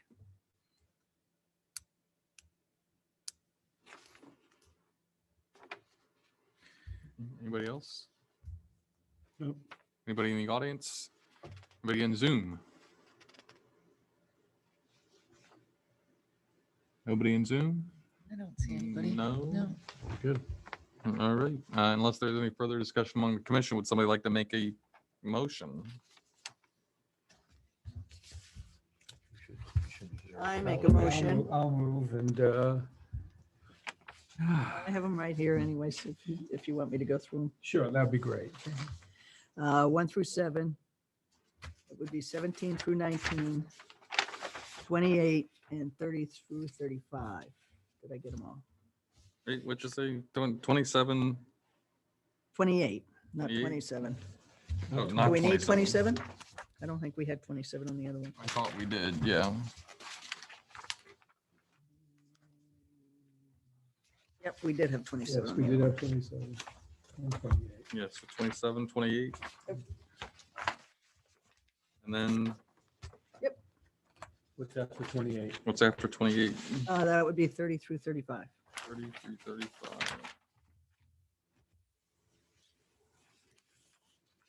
37. For the Chapter 91 license.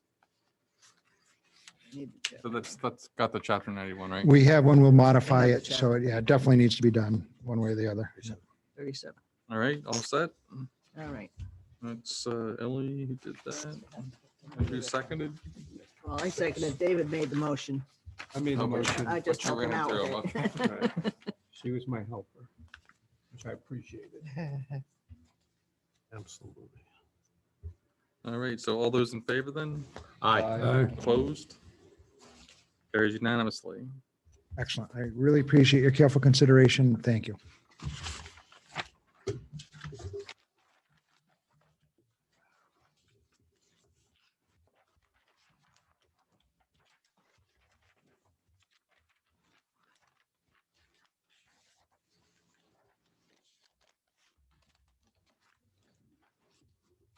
All right, sign 2. Okay,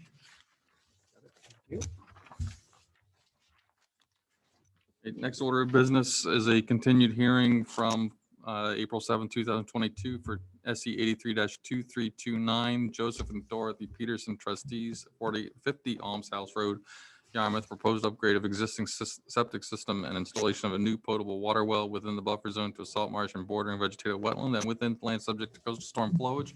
We have a request to continue from the consultant, continuing to May 5th. Do I have a motion to that effect? So moved. Second, Tom. Thank you, Tom. Thank you, David. All those in favor? Aye. Opposed? Carries unanimously. Nothing to sign on that one. Nothing to sign. And this is another continued hearing from April 7, 2022 for SE 83-2331 for Robert and Leslie Vignew Jr. for 12 Vermont Avenue, Yarmouth, proposed raising of existing single-family dwelling and replacement with a flood zone compliant foundation within the buffer zone to a bordering vegetative wetland within land subject to coastal storm flowage. Come on up. Say it faster. Trying to. And just for the record, I was out for the last hearing, but I have Mullenized myself by watching the entire hearing last night. I was up until 11. Very impressive. What did they do say? He said he listened to the last meeting, so he can vote on this meeting. So if you'd go ahead. Good evening. I'm Bob Vignew, 12 Vermont Ave.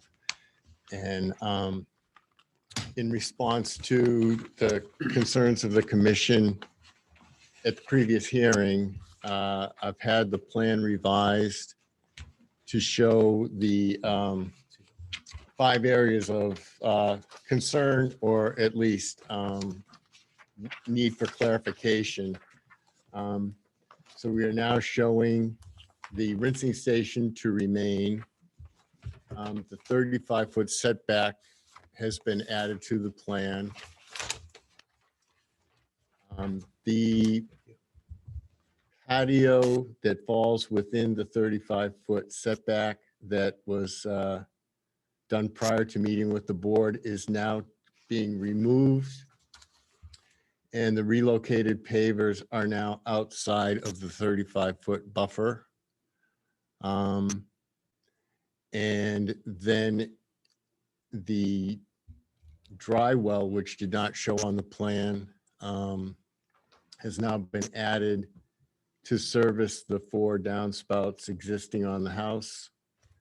And there was a detail of that for the commission to consider. And then the overall encumbrance on the 35-foot setback, there is a note on the plan which states that 151 square feet of the proposed walkway and plantings in the front of the house are now being mitigated by 308 square feet of planting. The plants are from the mitigation plant list and are listed down below to include 2 flowering dogwoods, 4 high bush blueberries, and 9 creeping juniper. And as you can see, they're located on the northern, actually northwestern, I suppose, side of the property.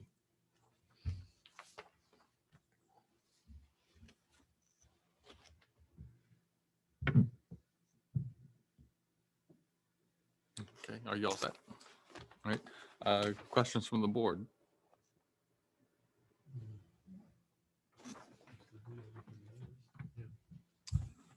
Actually, for your consideration,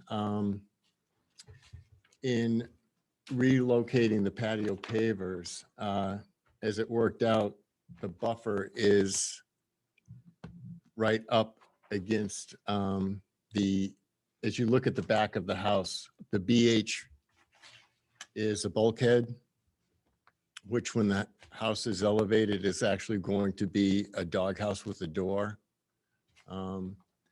And the 35-foot setback falls just to the southern side of the bulkhead. I would ask if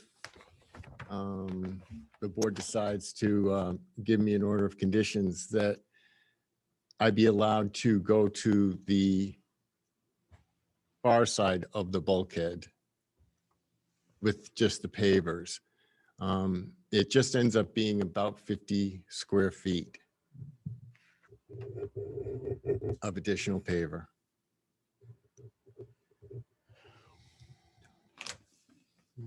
So that would go between the storage box and the bulkhead? That there are already pavers there. He just showed where the relocated Oh, okay, I pavers got would you. be Yeah, going. Okay. So the hashed lines show existing pavers which are going to be removed.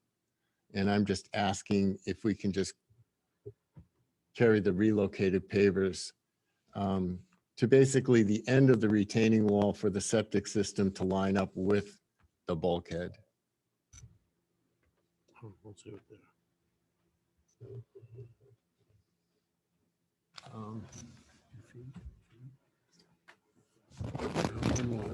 This is the area we're referring to here.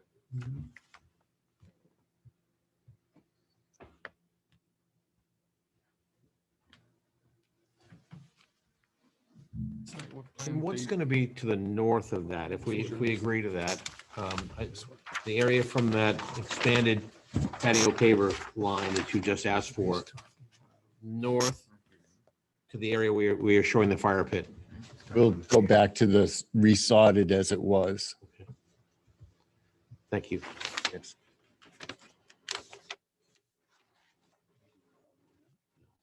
I have no problem with that. I don't know about anybody else, but.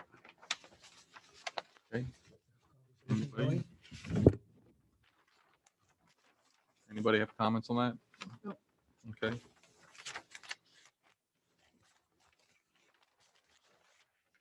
Any other questions from the board?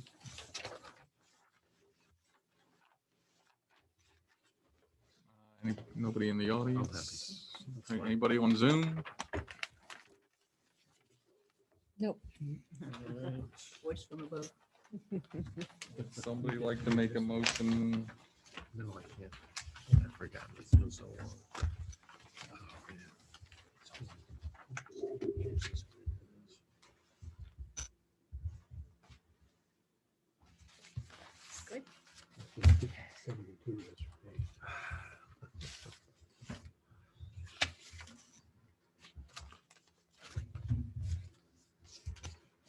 Good. Someone else has to step up to.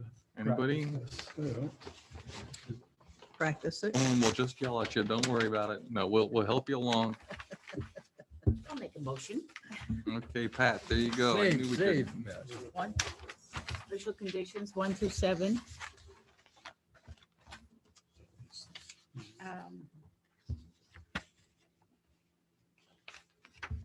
And 11. Mhm.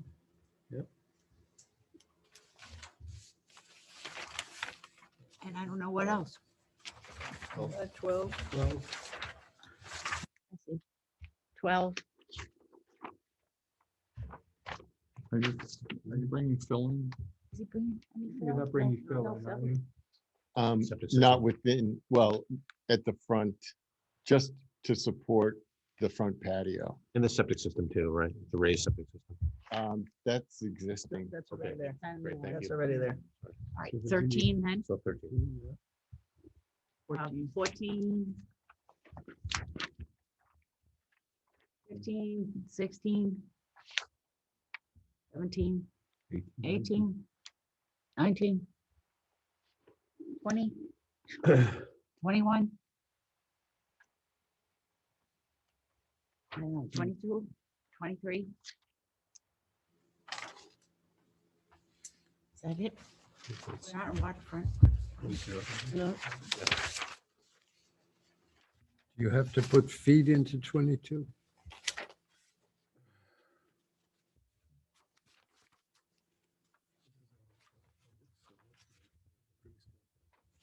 No longer shall exist beyond so many feet as shown on approved plan. At 24, 25. Any feet. 20 feet? Beyond, I believe she did. You said 22, correct? yes. And Do we we're always- discussing the length. Do we have to write something there? we always have to do 40, 25. this is 20. 22. So this is 10. Yeah, we are supposed to. Did we forget? So Right. it's about 4, 44 and 45 also. it's about 4 feet, so say 5 feet. 5 Beyond feet, 5 feet is beyond shown. 5 feet. Thank you. And we're going to do 44 and 45. Well done, Pat. We cut that for a while. Well done. Pat. Yeah, Just tell her study this Two up. is Oh, 5 no, feet. it's not. when we break up. I'm trying to make a little cheat sheet for you. So far, I've got through all right with Paul and I haven't got hit with that. What's that? Paul and I haven't got hit with We've making a got- motion We've got yet. a lot of work to do You've tonight. got lots there. Yeah. Okay, so that was Pat, Good. who, That was Pat. I second it. and Ellie seconded. Okay, all those in favor? Aye. Aye. Opposed? Carries unanimously. Thank you very much. Thank you for your consideration.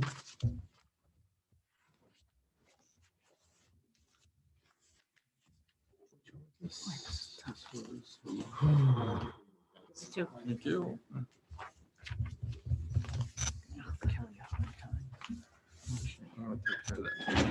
I'm just taking 1 minute break here. I'll be, I need Right to with take a everyone. 1-minute break with you, I think. I think I have to follow you. no, that's not what I'm, but you can feel free to do that.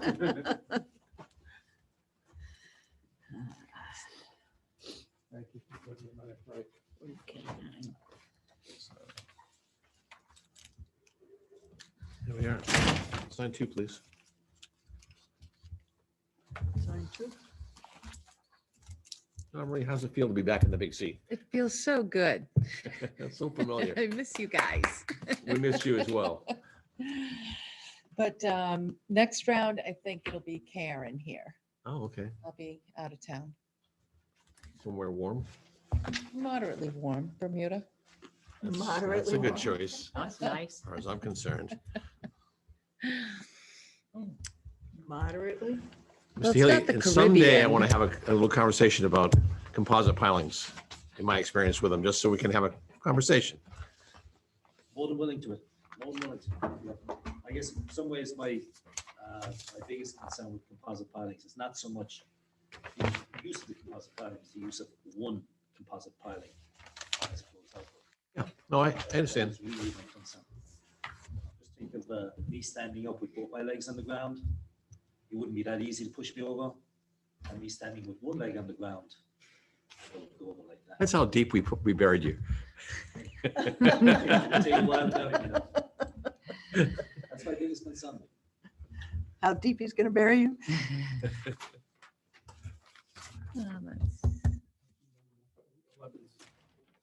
Right, next order of business is another continued hearing from April 7, 2022 for SE 83-2333, James Sullivan, 202 Pleasant Street, Yarmouth, proposed installation of a jet ski lift to an existing licensed pier within Bass River.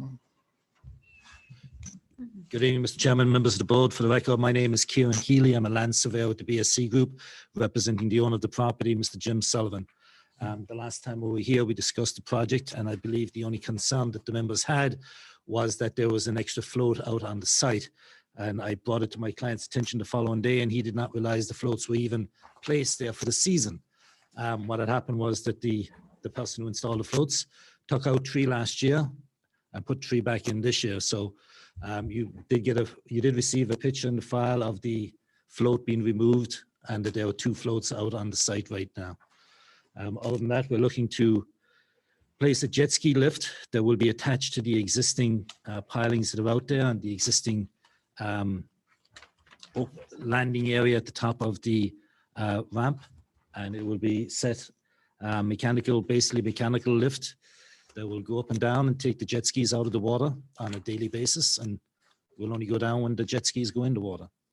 So I do believe you've approved one of these similar just upriver, 3 or 4 buildings and 3 or 4 lots. And we're looking to put in pretty much exactly the same thing as what was approved. So it would be sized for 2 jet skis.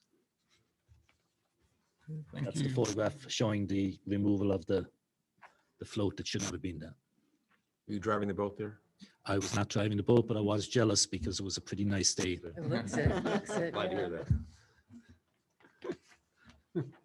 Any questions from the board?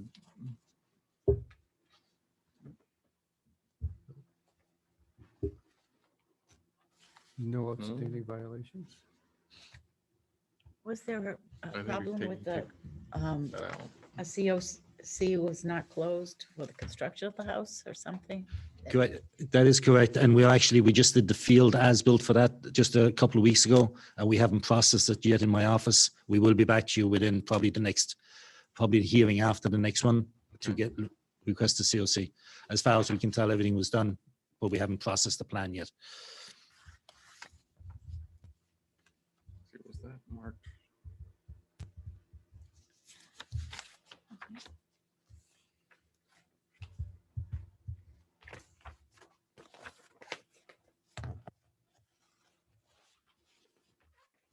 Okay, that wasn't marked as to which COC, but.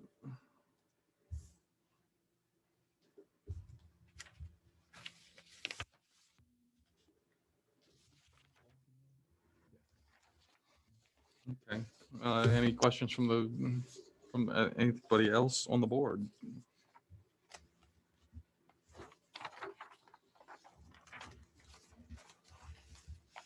Anybody in the audience, anybody in Zoom? Last chance? No, okay, would somebody like to make a motion? I think Ed has suggested that I might like to make a motion, so I will do so. I move that we approve the project with the following conditions, numbers 1 through 7.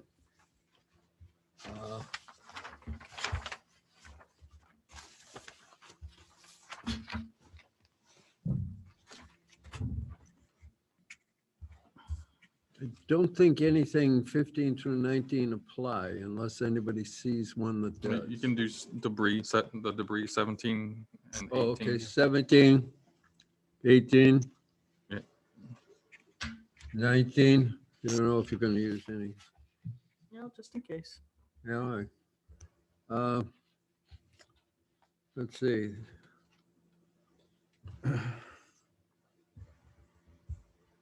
It is on the waterfront, so therefore there's no dredging. 27, 28.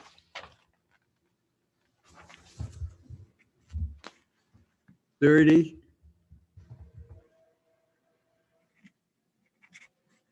31.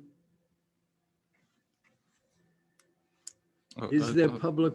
Tom, hold on for just 1 minute. Are you driving? You're not doing any new piles, right? No. No Okay, votes. So Okay. you don't have to do, Okay. you don't have to, you can remove 30 then, Tom. Get 30 out, thank you. Okay, 31. Is there public passage on that? I think there is, that's one of those It's newer. already in Yeah, there? that's one of those Yes, newer sir. docs. yeah. Okay, thank you. Uh, 33, I'm sorry, did you say 32 already? no. No, It's already- it's it's already already in. there, It's so we already don't there. need to put it in.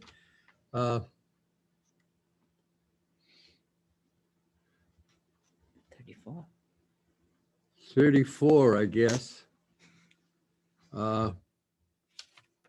35.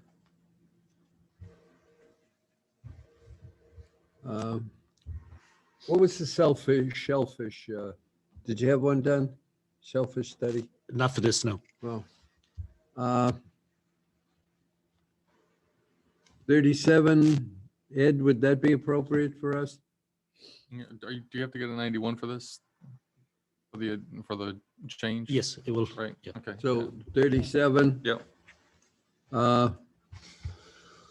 Actually, I'm sorry, Ed. I'm not Oh, sure if no. I do or not. I was gonna say, It's so minor, the modification is so minor that I'm sure. I don't, you can Okay. check, just check with them and. We and will, make we will sure. check with Yeah, them, yes. yeah. Okay.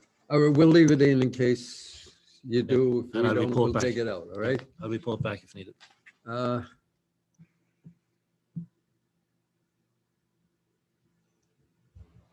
I guess 38, 39, and 40. Yep. I have a question about 38, Mr. Chairman. Hmm. Our, Sir. our document here listed as a single boat hoist. I mean, I guess you could make the interpretation that it is a single hoist, but we're talking about two jet skis, That is correct. right? I just, But it's one. it's something hoist, we so- should clean up, I think, when we Yeah. look at our regulations. Okay, I mean, you can modify this to say A single hoist. 30, yeah, 38. Up to with two jet single- skis. So Single Again, that's what we hoist. can do when we clean up our regulations. Yeah, just say single hoist, so Is Kelly coming back for that? It's not. I doubt it. Gone forever. 44 and 45. That should do it unless anybody else has You got it. suggestions. All right, thank you, Tom. Yeah, Second. thank you. You seconded, Ellie. Ellie? All right, all those in favor? Aye. Opposed? Nay. Who said nay? Tom, or Carl, sorry.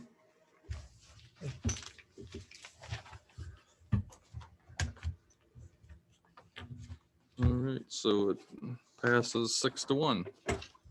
Thank you, Mr. Healy. Thank you, Mr. Thank you, Karen. He's not leaving, is he? Thank you, Mr. Chairman. Thank you, members. We were just saying, we were assuming if we said thank you, he's like, you just get up and leave. I was hoping.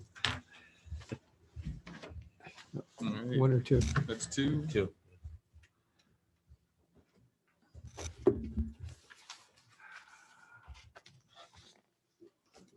All right, another continued hearing, notice of intent from April 7, 2022 for SE 83-2332, Barry Golran, 150, huh? Gaffron.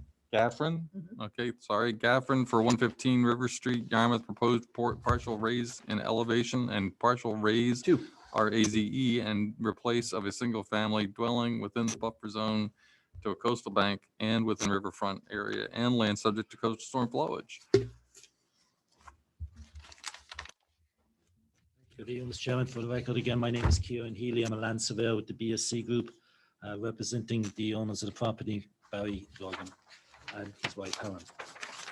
We were here a couple of weeks ago and we discussed this property at length. A few items came out of that. The first item being that the commission was concerned about the requirement for 3 steps in the front of the porch all the way around. What we've done is we've modified the plan to reduce it down to 1 step. By doing the way we did that is we got 1 step in adjacent to the front door of the building, 1 step within the existing where the pilings would go down to hold the porch. So we now only have 1 step outside of that. The reason the step is the wraparound kind that it is is because the porch is an open porch, and part of the historic value of this house is that style porch that's there. So we're trying to keep everything exactly as it is in that section of the building. So the only item in front of the building on the water side that's going to be different is that step, and the proposed entrance is also slightly modified. The majority of the work is the proposed addition on the rear side of the back of the house at the outer limit of the 200-foot riverfront. On the mitigation that was required, we had a 1-to-1 mitigation at the meeting last week. Kelly mentioned that we required 2-to-1 mitigation for the new work within the riverfront. It was already disturbed area, so we had put it in as 1-to-1. But what we've done is we've modified the plan to reflect 2-to-1 mitigation now on this property. On the previous plan, we had mitigation on the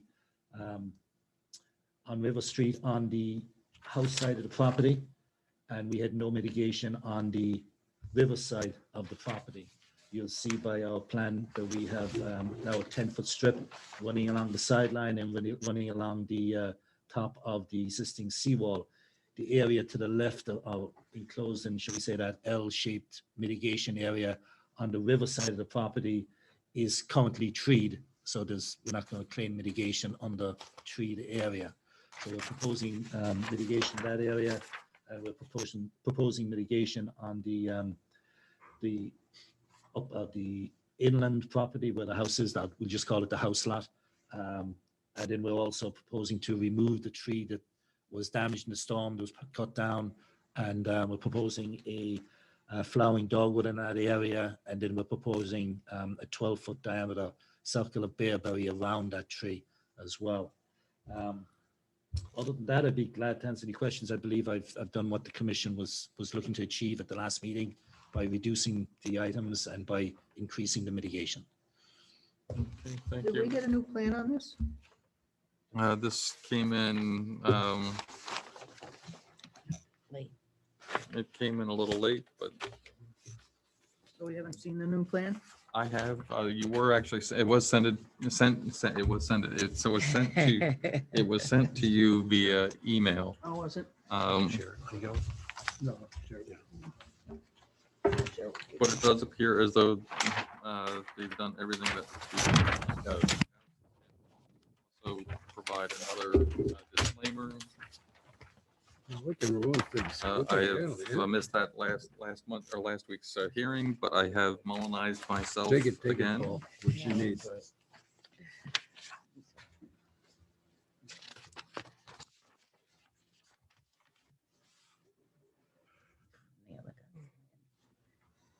The other big thing with this property is that there's a roadway between the building and the river. So we are pretty much on the outer edge of the 200 front. It still qualifies, it still counts, it needs to be mitigated for, but we're definitely on the better side of things with this particular one. I'm far more concerned on the river side of it, so thank you.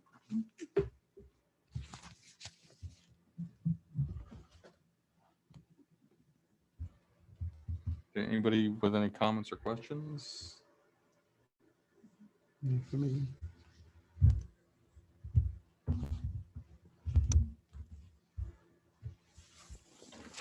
I got so many emails from Heidi, I didn't see that one. That's true.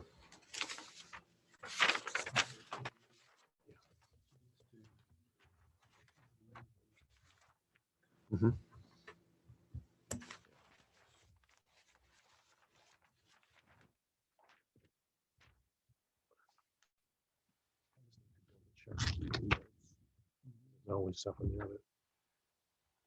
Is there anybody in the audience? Nobody in the audience. Is there anybody in Zoom land who has any questions on this one? I have a couple of them.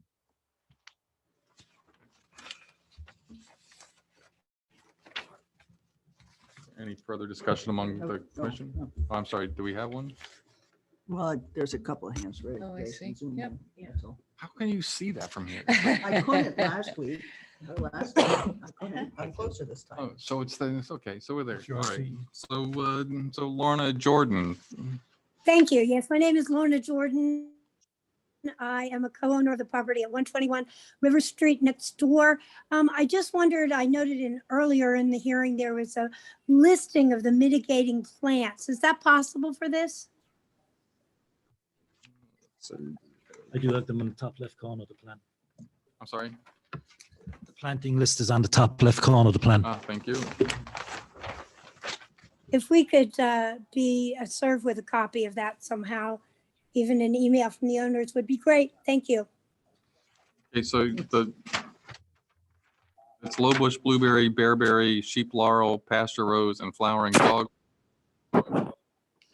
In total, there's, let's see, 30 blueberry, 50 bearberry, 30 laurel, and 14 pasture rose, and a flowering dogwood. Thank you. Okay, are you all set, Lorna? I am. Thank you very much for answering my questions. I appreciate it. I think she's saying something, but I can't hear her. Saying something else in the room. Thank you. Thank you, Lorna. Thank you. Anybody else? There's one more. There's one more. John Lawrence again. John Lawrence? Yeah, it's John Lawrence, 117 River Street, also in a butter. I never received the new plan, the one that was posted, must have been dated March 22nd. So I don't see a copy of the new plan in the documentation, so I can't really comment too much on the changes. I do have some questions though of the plan that I do have. I understand that the wraparound staircase has been reduced to one step. Is that correct? That is correct. And what is the rise of that?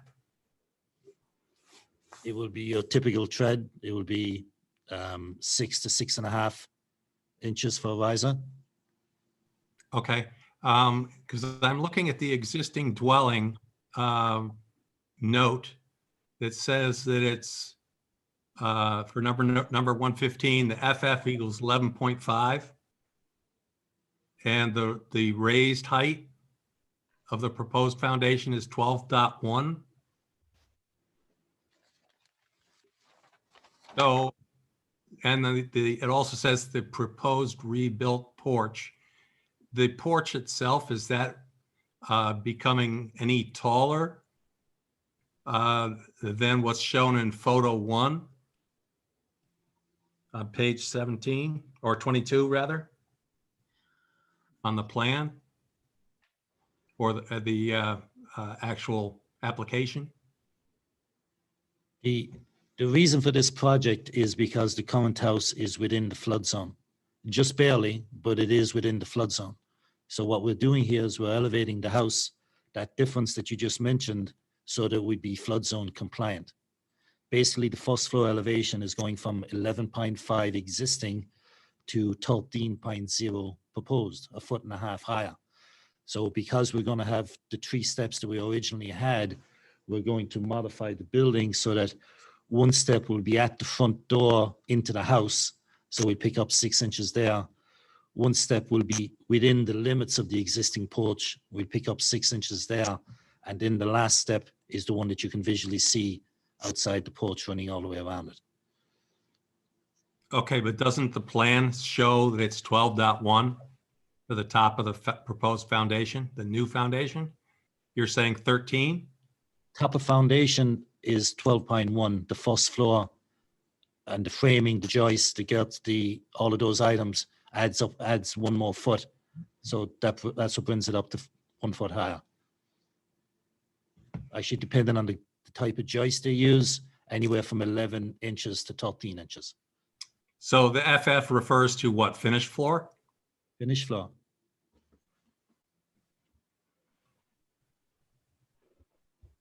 Okay, a couple of other questions I have. As you stated before, most of it's within the 300-foot riverfront area. It's a 200-foot riverfront. Yeah. And last meeting, we talked about the vegetation. And also we talked about previous violations. And some of the wording, just go to it for a second here. If I could just bring something to the attentions of the board, of the commission members, I am not aware of any violations I was gonna say, on as far as this property. Last week, there was some discussion of vegetated areas removed, but most of that was due to the septic system that was put in 2017. You have a septic tank to the north of the building and you have a septic tank to the south of the building, both leading to the new 2017 septic system. And definitely that area was used to get the septic tanks and the septic pipes back to the new septic system, pushing the septic system outside of the 200-foot riverfront area, which I think the commission would be more than happy to have. You know, so, but I'm not aware of any violation that was issued on this project. Yeah, so in the proposed activities section 3.0, it talks about that very same thing, but it says, therefore, all proposed work will not impact areas with natural vegetation or areas that are undisturbed by development. And a lot of the vegetation was already removed and it had nothing to do with the septic system. There was a 3-foot strip along the 104-foot riverfront area that was removed, had mature trees and bushes. It also had a 2-foot high broadboard fence that had been there for at least 100 years. The mature trees were somewhere, there were at least 2 cedars that were 30 feet and above. There was a 20-foot in diameter lilac bush on the southeast corner of the porch.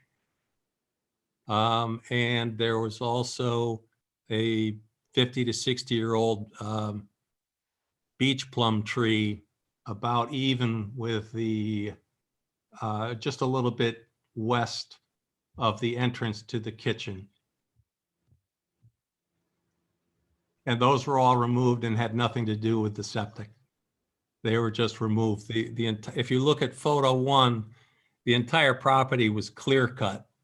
And so to kind of fall back and say you're not disturbing any vegetation kind of ignores the fact that you removed it all to begin with, or that it was removed to begin with, not you personally. And I don't believe any of that was in compliance with any kind of vista pruning or anything else.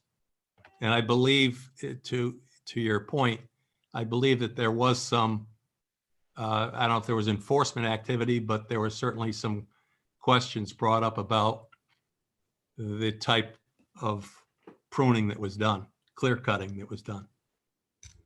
I just to answer, Mr. Chairman, I do believe that the damage to the large tree that was out there, I do believe that the owners brought Kelly out to discuss that before they went forward and did the remaining cleaning of the branches and cutting of the tree itself. The porch area, I mean, around the porch area itself, as you can see from the picture, we're talking about one step that is 1 foot around the porch area.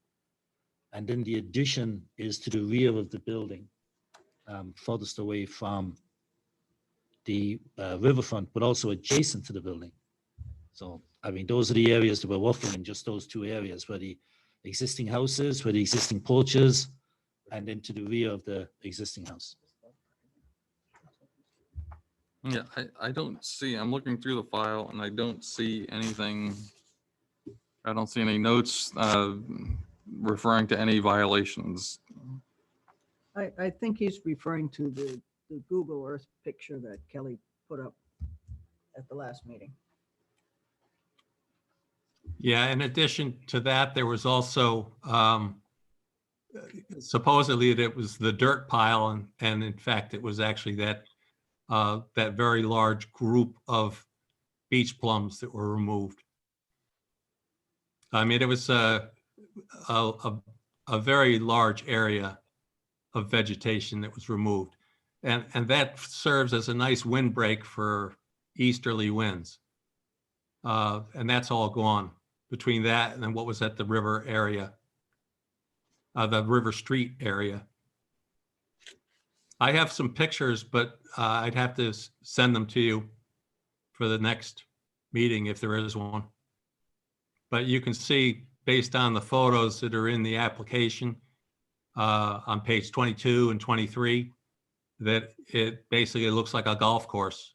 That's not what it looked like prior. And so there, you know, the net effect is that a whole lot of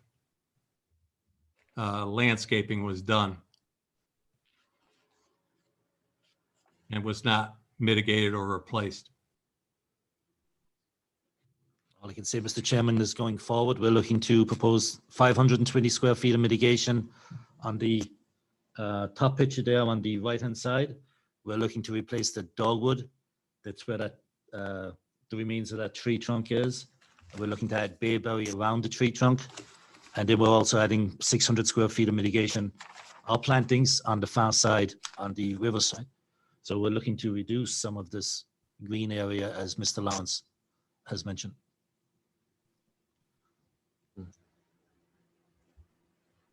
There was also along the border between there and McCarthy, off to the north, all that was wooded and or brush. That's all been removed. And, you know, the tree in the front of the house, you know, that's kind of act of God stuff. Big trees fall down.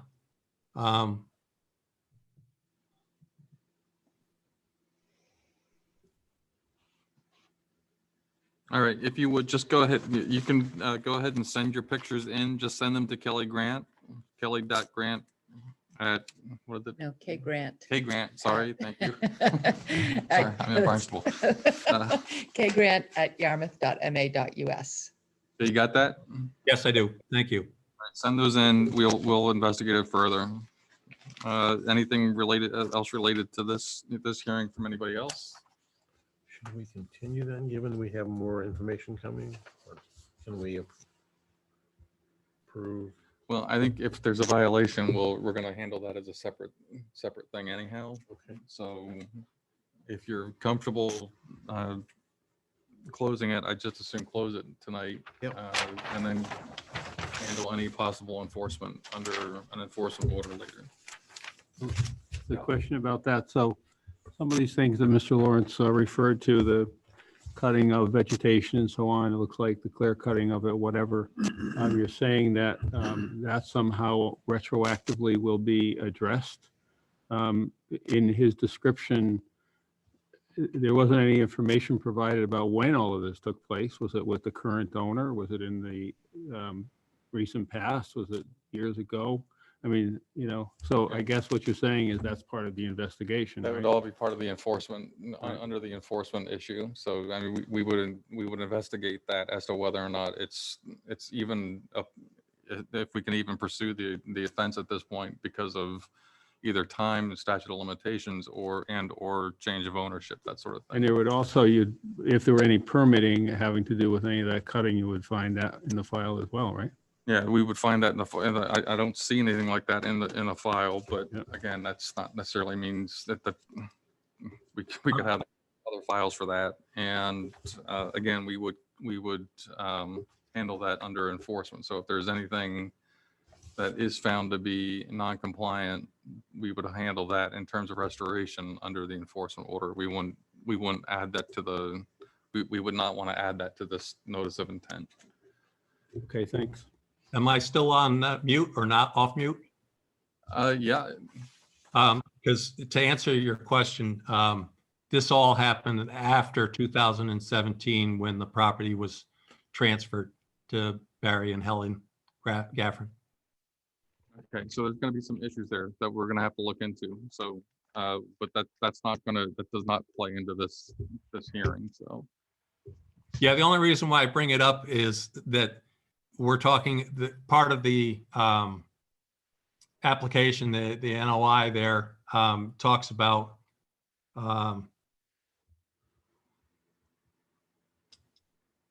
In addition, the proposed native planting mitigation areas that is proposed will increase the diversity of vegetation and habitat within an area that is currently lawn. Well, it's only currently lawn because the trees were removed. For these reasons, this alternative is currently being proposed. Yeah, again, I understand that. We've been saying, I'm not saying that there was or was not a violation. I'm saying this is not the case. This is not the venue in which to address the violation if there was one. And if there was a violation that is enforceable, then we will address that under an enforcement order. We don't want to link enforcement activity and restoration activity to the notice of intent. Because if we do, then they could come along and appeal the entire case, and we would lose everything, or we could lose everything. So that's why we are doing it under enforcement. Right. I guess my question is, under enforcement, I understand that, except under 3.0 of the proposed activities, they're talking about a total of 742 square feet of impacts, right? Based on impermeable, whatever. That's going to be reduced now, I believe, because of the wraparound stairs. So it won't be 742 square feet anymore? That is correct. It is reduced. So I think it pertains because it wasn't all lawn to start with. It is now, but again, the square footage is germane to this whole issue. And what kind of vegetation was removed prior to this NOI being filed? Yeah, again, they're increasing the amount of they're increasing the mitigation that was required under rivers protection to the 2-to-1 mitigation standard. Again, if there's anything that's out of compliance in terms of it's non-compliant and therefore subject to enforcement, it will be handled under the enforcement hearing. Okay, and we're not saying we're ignoring it. We're saying we're going to have to look at it because, in essence, if it was a compliance issue where they have done something, cleared something, cut vegetation without permit, then they will have to restore that area, and that will result in greater amount of planting than what is being proposed under this particular notice of intent. But I can't and I will not put both of them together because that's not the smart way to do it. Okay, well, I'll send the pictures off to Kelly Grant. Okay, thank you. Thank you. Let's see here. So is there any further discussion among the commission? We all understand what we're doing with this, why we're going to go ahead and with this. Would somebody like to make a motion? I'll make a motion that we approve this notice of intent, all right? Yep. With the following conditions, 1 through 7. And I could stand corrected on any of these, by the way. 8 to 13. 14 through 19. 20 through 23. 25, I'm not sure of. Coastal Bank, No. no.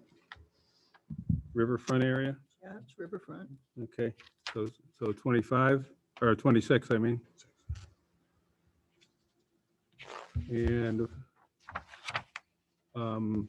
waterfront, is there gonna be any work along the? No. No, okay.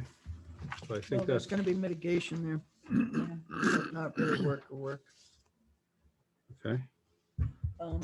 Question, construction, if I can interrupt you. for a Oh, minute, Paul. absolutely, yes, sir, yes, ma'am. If there's going to be mitigation along the waterfront, do we need a silk fence or anything for,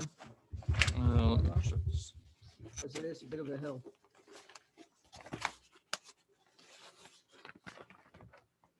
I have no problem, giving a revised plan showing silt fence along the top of the wall. Yeah, if you would just put it along that top there on the south side. Okay, so we're And the gonna, certificate of compliance, Paul, would be about the And end of then it. 44 and 45? Yes. right, That it? That's it. That was Well fairly done. Smooth, right? Beautiful. What was this silt? Yes, me too. You Step set the up, standard. we have the silt fence. Which number is that? I haven't we seen get a that yet, second? Marion. There's a hand raised there. I'll second it. Oh, there's a public hearing, but there's a hand raised up there. okay, before we haven't closed it yet, so we're still okay. Still John Lawrence. The end. Is there another question from Zoom? I do. Yes, there is. So, Right. so you're saying that the only avenue here is that you're going to investigate this and potentially enforce anything that they have violated, any of the rules that have been violated, but you're going to approve this you're going to vote to approve this even though I brought up a salient point here. And also, I think, is there anything on the plan, I didn't see it, about downspouts and dry wells? I don't see them delineated on the plan, at least the copy that I have. I would ask that this be continued until these things, They're in the, and you didn't, by not giving, by this late notice, new plan that wasn't provided to the public. no, they don't have to do that. Advantage. Okay, they don't have to supply a plan to the public. The gutters and downspouts are in the order of conditions, so those will be added to the plan. Those have already been added into the orders of conditions. But isn't this a forum for people, for the public to comment and for abutters to comment? And if we're not provided with the information, For several different topics now, right?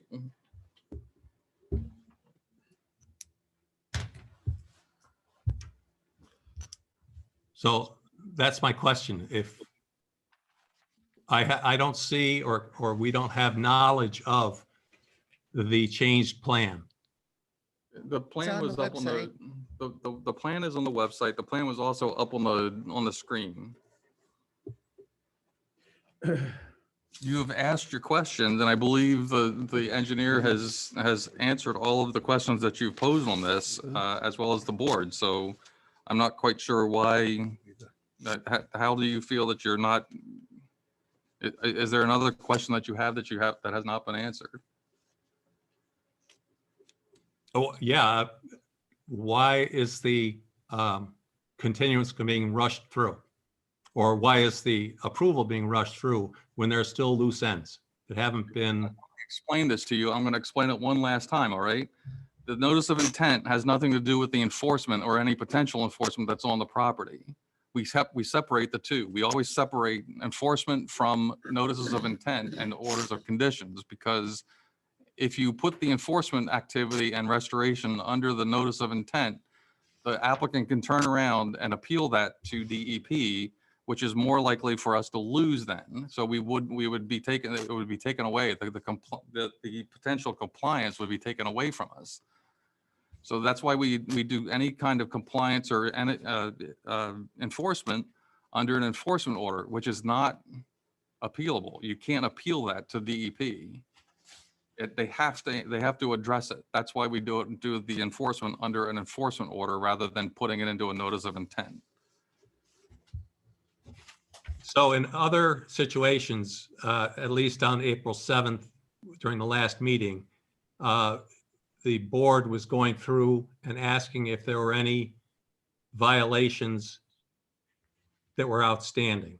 And even in this meeting today, there were a couple that you were asking about violations and or other non-compliant issues. Yes, those are addressed through enforcement. But yet you voted on those even though they may or may not have been present. Those violations or non-compliance issues? Hasn't been any determination as to whether or not there was. Yeah, so again, what we're voting on today is the proposed work under the notice of intent. Okay, that's what's getting voted on now. The order of conditions has been determined. The commission has listed the orders of conditions for this permit to go forth. We're going to continue in terms of looking at, and from an enforcement standpoint, if whether or not there was any enforcement issues that were raised. So any of the things that have been raised as far as enforcement or violations or potential violations on the property are going to be addressed under the enforcement order, which we will discuss at probably, hopefully we'll get to it at the next meeting or the meeting after that. We're not ignoring anything. We're separating the two. We separate enforcement activity from regular permitting activity. Permitting is something that they're legally entitled to do for a proposed project under a notice of intent. We're issuing an order of conditions under those that help meet the project meet the performance standards of the Wetland Protection Act. The enforcement act, or the enforcement order is issued solely to fix or correct problems that have developed on the property, either through the construction and not following the order of conditions, or through any other means of violations. If they cut or changed or altered any of the resource areas or the buffer areas without permit, those are all handled under enforcement. So that's what we're doing. We're separating. We're not ignoring anything. We're separating the two. We're issuing an order of conditions for the permittable process under the notice of intent, and we're going to be addressing any potential violations or compliance issues under the enforcement order. Okay, and does the difference in the notice of intent make this the original notice of intent null and void? Doesn't it have to be brought up to date? It does not. I've explained this to you 3 or 4 times now. The notice of intent is separate. The order of conditions is separate from any enforcement order, any enforcement activity that goes on in the property. No, I understand what you're saying. What I'm saying is the notice of intent is what you're ruling on today, correct? Correct. So I'm saying the notice of intent is inaccurate right now, as it stands. It's not. It is. Section 3.0 is inaccurate. It's not incorrect. It's inaccurate. No, I don't agree, and I'm not going to discuss it any further with you. All right. We can move ahead. Do you have any other questions that as it relates to this? No, how do I appeal this? Are you a direct abutter? Yes, I am. Okay, you can call the office tomorrow and get the forms for, well, we won't have the order done for a little while, but I'd say. probably next week sometime, contact the conservation office and you can go through the process. We will show you the entire process for making the appeal. Thank you. All right, good night. All right, so we have a motion and a second. I don't even remember who did it now. Paul made the motion, David seconded for special conditions.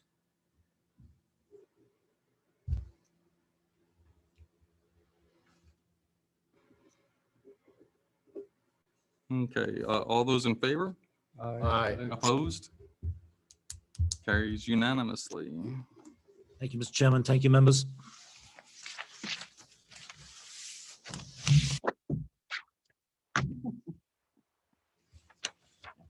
Ellie, did you get all those? Okay, can you just fill that in again too, please? All right.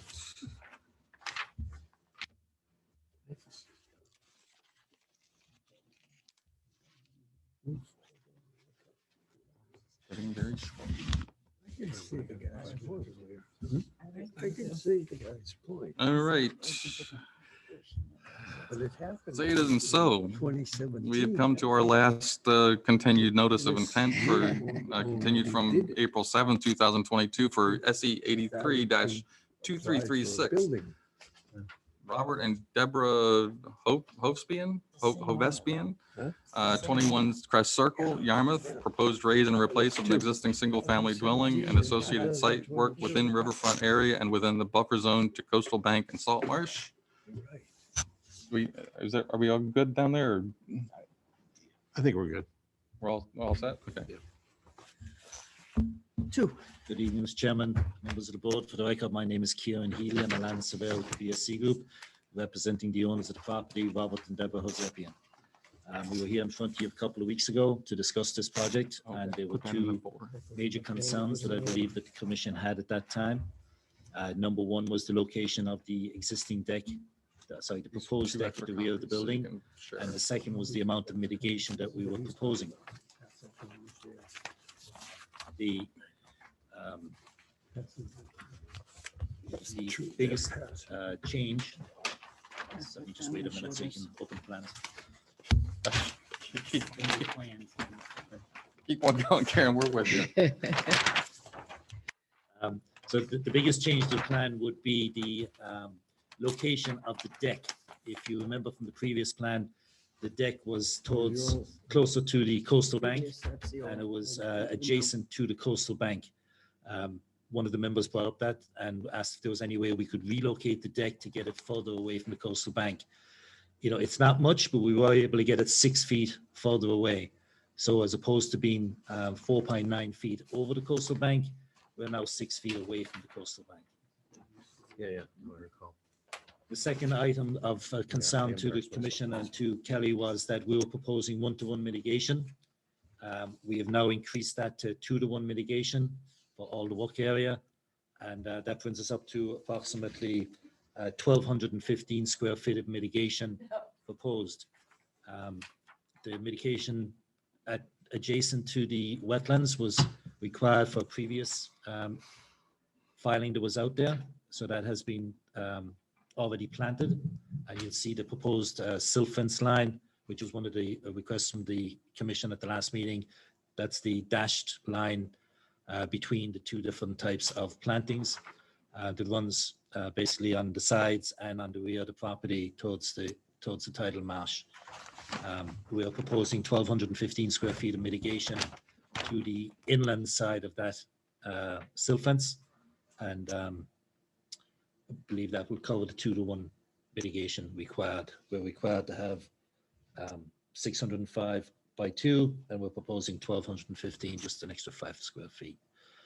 We are proposing different types of plantings. We've got sheep laurel, low bush, blueberry, and American beach grass.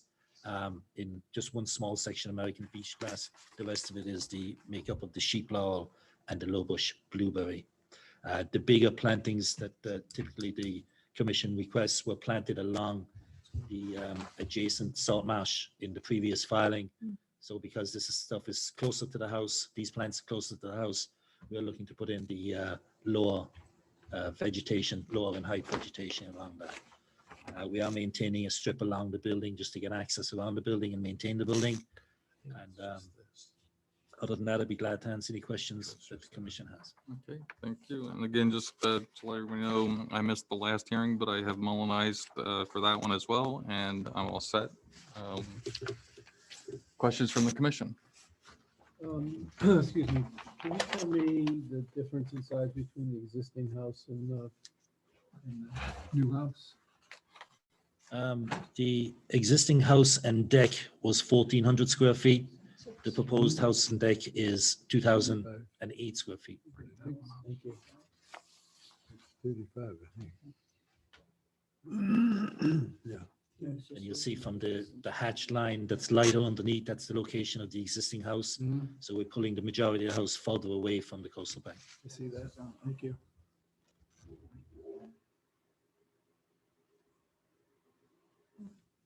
Okay, anybody else?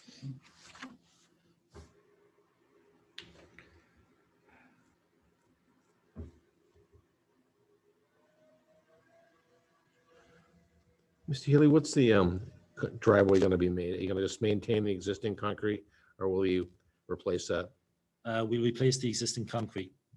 with? We were proposing blacktop bituminous concrete.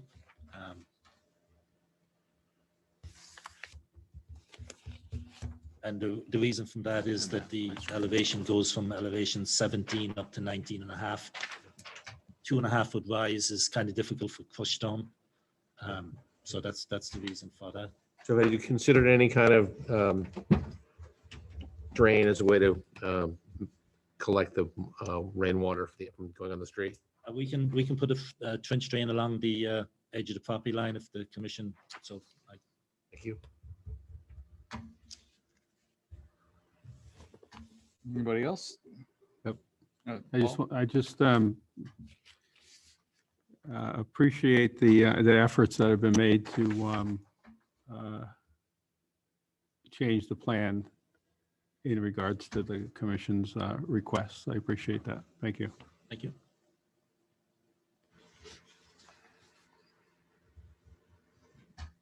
Okay, anybody else? Nobody in the audience? Anybody in Zoom? Nope. All right. Would somebody like to make a motion? It's Rick's turn. Yeah. Oh, it's Rick's turn? I'll make a motion. We approve this plan with conditions. 1 through 7.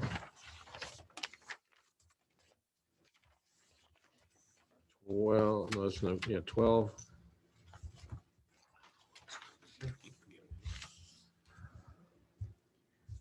$15, $16, $17, $18, $19,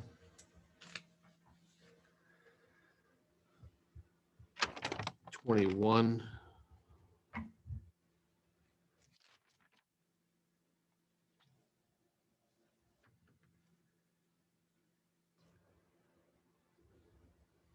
I think 26. Ed? 6.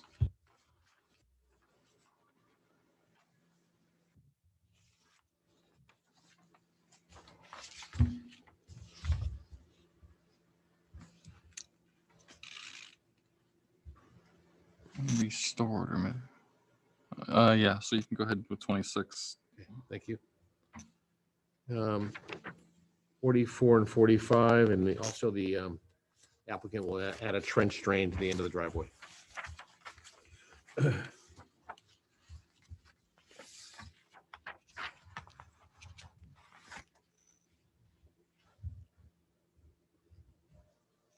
Second. Thank you. I'm just just writing down here. I am too. Second.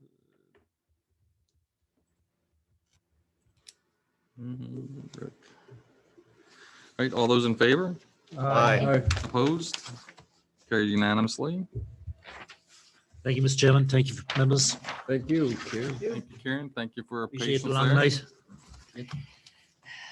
Thanks for hanging with us. And thank you for the patience all the way through. Still have stuff to do. Here's a funny story for all of you. You think it's bad. Remember those days when your kid called up and said, I need you to bring something to school because I forgot it? I got that call a couple of hours ago from my son, who's a senior in college, who's in Worcester. So that's my night. So you're heading out there now? You going there now? Oh, Safe trip. This is where you need the Good luck, transporter. Cal. Be Safe careful. trip. take care, Karen. Peace out.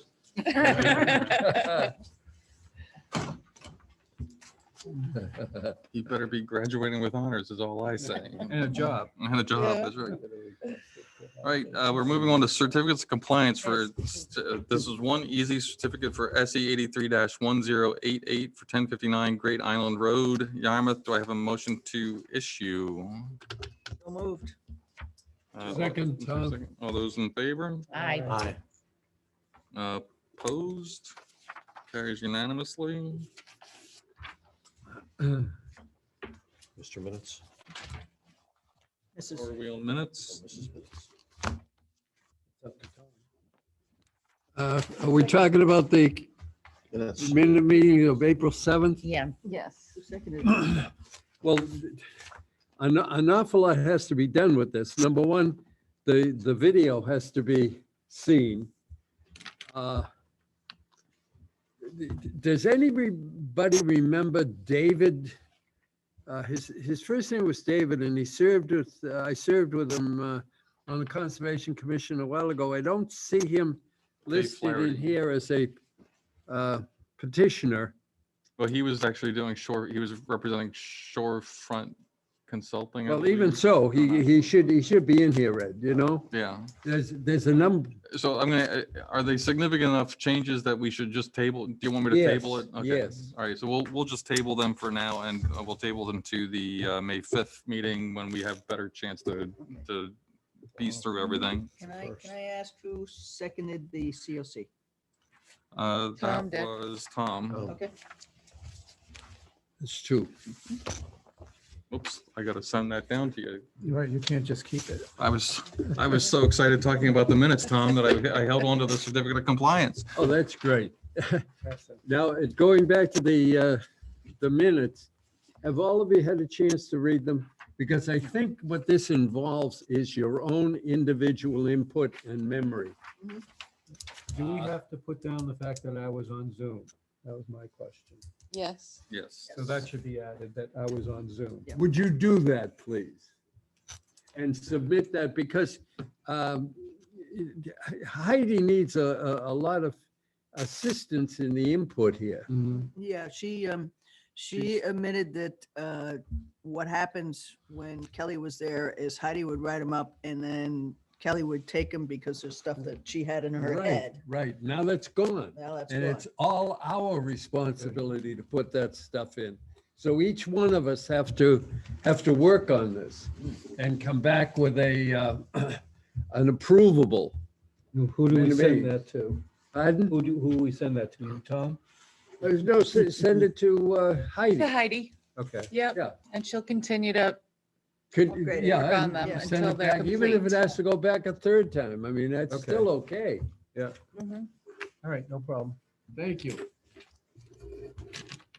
Okay, thank you, Tom. Those are good suggestions. No, thank you, Tom. other Yeah, I have, business. I have, I think we have items. two things, I think. Yeah. number one is, we got that note about 8 Harbor Road, which I am willing to go over and talk to them if someone would like to come with me. If they're there, I don't have a phone number for them. I can't email them and ask them when they'll be there. But I don't know whether the property they're talking about is their property or property abutting them. I think it's probably, it could very well be Yarmouth Conservation Trust property across the street Okay, from them. and if it is, who's responsible for cleaning Conservation Trust Then it would property? be YCT, but we'll send it to Brad. Here you go. All right, I'll have to get back to you about all the details of that. Okay. All right, and the second thing is, how are we handling violations if we see some? I thought I had one today. I called Rick, talked to him, he said no, and we went on from there. Well, there's a serious one on 120 Wilfin that apparently was given to Natural Resources. So all the violations should go to Natural Resources. So they are, But do a copy to the office here too. Yeah, you have to send them to the office as well, so we know, because Natural Resources isn't going to do the enforcement or any, they'll write tickets, Okay, but they're not gonna do an enforcement order or something like that. So So if- the only people who can do that are the commission. so if we see an ongoing violation, it's happening right in front of me, Natural I call resources. them and they'll come over and If it's active. act it. I Okay. don't know what they're gonna Well, do. if it's That's what it active, is. you can stop them. As a commissioner, you can stop it. If Right. it's an active violation, you can stop them Right. from, you can tell them to cease and desist. Right. But I wouldn't go don't go any further than that at that Yeah. point until. Yeah, I mean, you today I collect talked to them. the person, I said, let me call somebody. I called Rick, got his opinion. We agreed it was okay and went back down and said, go ahead. He had the permit. It was just a question about interpreting. Yeah, I thought they had two, now they think about it. Mr. Chairman, Yes. on that note, I was going to ask a question about the progress in appointing or whatever the process is for a new conservation agent. And I'm sure we'll get that information as it's appropriate that we get it. However, there seems to be this void that's been created, obviously, and I hear everybody trying to figure out how to pick up or to fill this void. But what are the powers that be in this town? The town manager, the selectmen, various other individuals doing to, number one, recognize that this is taking place, and secondly, doing something to assign employees rather than volunteers to pick up the slack here? Is anything being done at all, or is it just being ignored until lo and behold, we have a conservation agent? No, And I'm not saying this because I'm accusing anyone at this table of that. But I want to certainly go on record that it seems to me in any kind of planning for transition, that some of these kind of thoughts should be considered and solutions should be developed. It seems like that hasn't been done. Maybe I'm wrong. Yeah, I would like to also, Ed, before you begin, to thank Paul for his acknowledgement of the selection process.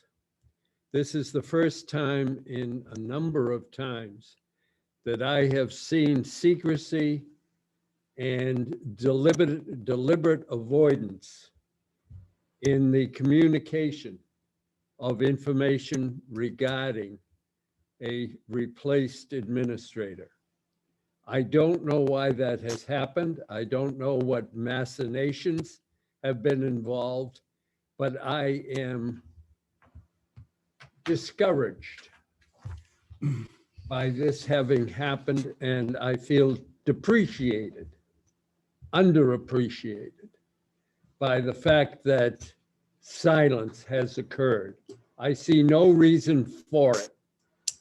I would like anybody at this table who has information about it to address this issue for us. That applies to you, David. It applies to you, Ed. It applies to. Well, I can tell you what I know. Okay. Thank you very much. Please. Go back historically. I mean, we've interviewed people on the 31st of March, I believe. Yes, because I went away the 1st. Had 3 applications.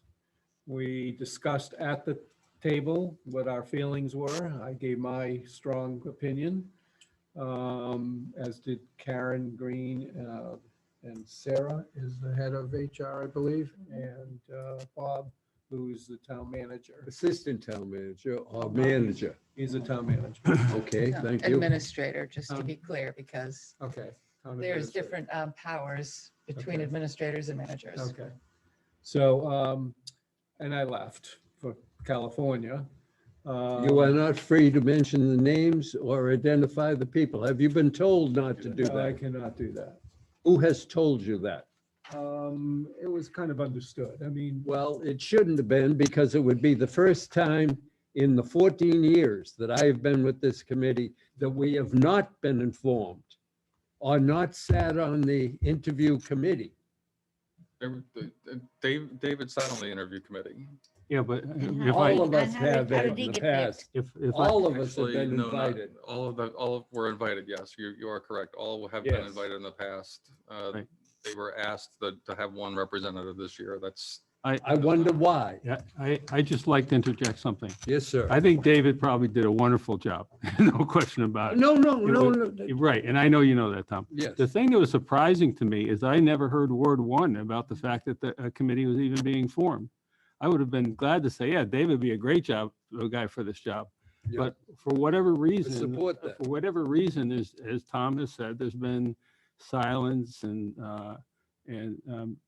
mystery, management by mystery, I used to call it, in this particular process. And it's disconcerting in terms of this committee, but also it has a reflection on possibly the way this whole town is run. And it concerns me a great deal as a commissioner, but also as a town resident and taxpayer. It was clear to me that the final decision lies with Bob. That's okay. That was clear to me. So that's why when I left, I said, okay, he will decide, hopefully taking my opinion and Karen's Of opinion course, and Sarah's of opinion in, as well as his own. Then I think, as I said, I was gone for 12 days. I don't think I was kind of waiting to get an email what was going on. When I came back, I asked and they said, well, it's still being decided. And then Thursday, the day Kelly left, I was told that they were going to offer the job to somebody. And I haven't heard since because Karen's on vacation and I believe Bob's on vacation. Yeah. Mhm. And so I haven't heard anything since. I've called twice and not heard anything. So in essence, there were 3 good applicants. As I said, I strongly urged for one of them. I don't know what's happening with the 3 at this point, I guess is what I can say. I mean, I feel kind of uncomfortable No, because I that's know all you right. guys want to know, but I think, It's not that I need to know the names. yeah. I mean, going back to days in school, it was very common for the superintendent to make the final decision and to keep things close to his or her vest while that process was being done. Yeah. However, in a public school, a public setting, we always had to be as transparent as possible in terms of what that whole process was all about, who could participate, why they would participate, what input they would have, and so on. So it isn't at all about who ends up getting the position. That's the business of the administrator. There's no question about Absolutely. that. It's the process that leads to that. That's disconcerting. I think you did a great job in terms of stepping up to the plate Thank under you, those David, circumstances. for doing that. But maybe the whole commission should have had an opportunity to understand what the process was. And because the other thing that's happened is these gaps now exist. Here we are tonight trying to figure out, well, how do we add the conditions? And thank God for Ed and others for leading us in that direction. But my goodness, this is an important commission, Yeah. So, and people are waiting. So what's the problem? Okay, so let me, so this, to back up, you are correct. In the past, all of the commissioners have been asked in the past for that. This time around, Karen had asked me as the chairman to recommend one person from the board. And so that was my decision. I took it upon myself. I believe Well, you were David had. directed to do so. I believe David had the responsibility, the understanding of what the commission did. And that's why I thought he would be an excellent person. I think everybody agrees. All to that. agreed. Okay. So that was the process. They said they only wanted one person from the commission to act as a representative of the commission. You didn't question that procedure? No, I did not, because that's, I mean, ultimately what the way administrators or any of the town employees are hired, it's again at the discretion of the town administrator and his executive staff. So, I agree ultimately, with that, but he also has an obligation to this commission to explain why he has done that. Is it coming? Is it because he's on vacation? Is it because, so It's, so I it- feel it's very badly progressing. about this. I really do. It's progressing. That's all I can really say is that it's progressing at this point. Uh, Well, why are you being notified and the commission is not, Ed? Why are you being silenced? I can't tell you that, I'll tell you about that, okay? But you should do the math. Okay, just think about that for a minute and then, but I will say, all I can say right now is that they are working toward it. There's no, there's no conspiracy, there's nothing, they've done everything up front and forward that Oh, way. no, they have not. But they did not include the commission because, frankly, I guess they felt that they only wanted the one representative of the commission. And it's at their discretion for that. So it's changed from what it was done in the past, but that was the decision. I would typically, they didn't have the town administrator sit in on the interviews as well. This year, or this time around, they did have the administrator sit in. And I think that the whole point behind that was just try and streamline it as best as possible in terms of making their selection. So I'm assuming they're working, well, I know they're working through it at this point, and I mean that in the interim, the commission carries on with what it's always supposed to do. I will certainly be helping in terms of enforcement, any of the enforcement or anything else. I have in the past. As you, Tom and the older, the people who have been here longer know that I've always filled in wherever possible and needed in terms of taking that over. Ellie has done a wonderful job of helping things along in the day to day. And we will continue to do that. I just spoke to Carl about the Wilson Road violation, and I will be writing an enforcement order to bring to the commission for the May 5th meeting. So I'll work on that enforcement order and have it ready for everybody to look at and review and hopefully ratify on May 5th. And any other violations serious violations that come in, we would take the same approach. In terms of citations, Carl has already said that he and his staff will help in terms of issuing any citations. And I don't know why it was or how it came to be.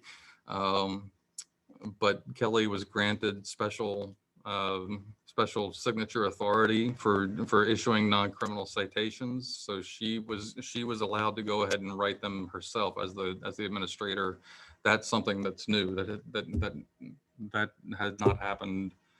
Well, I guess since Brad was here. Carrie, when she was here, did not have that signature authority. So, I mean, we will cover it like we always have. And I know everybody here is professional and we will continue to hold our meetings.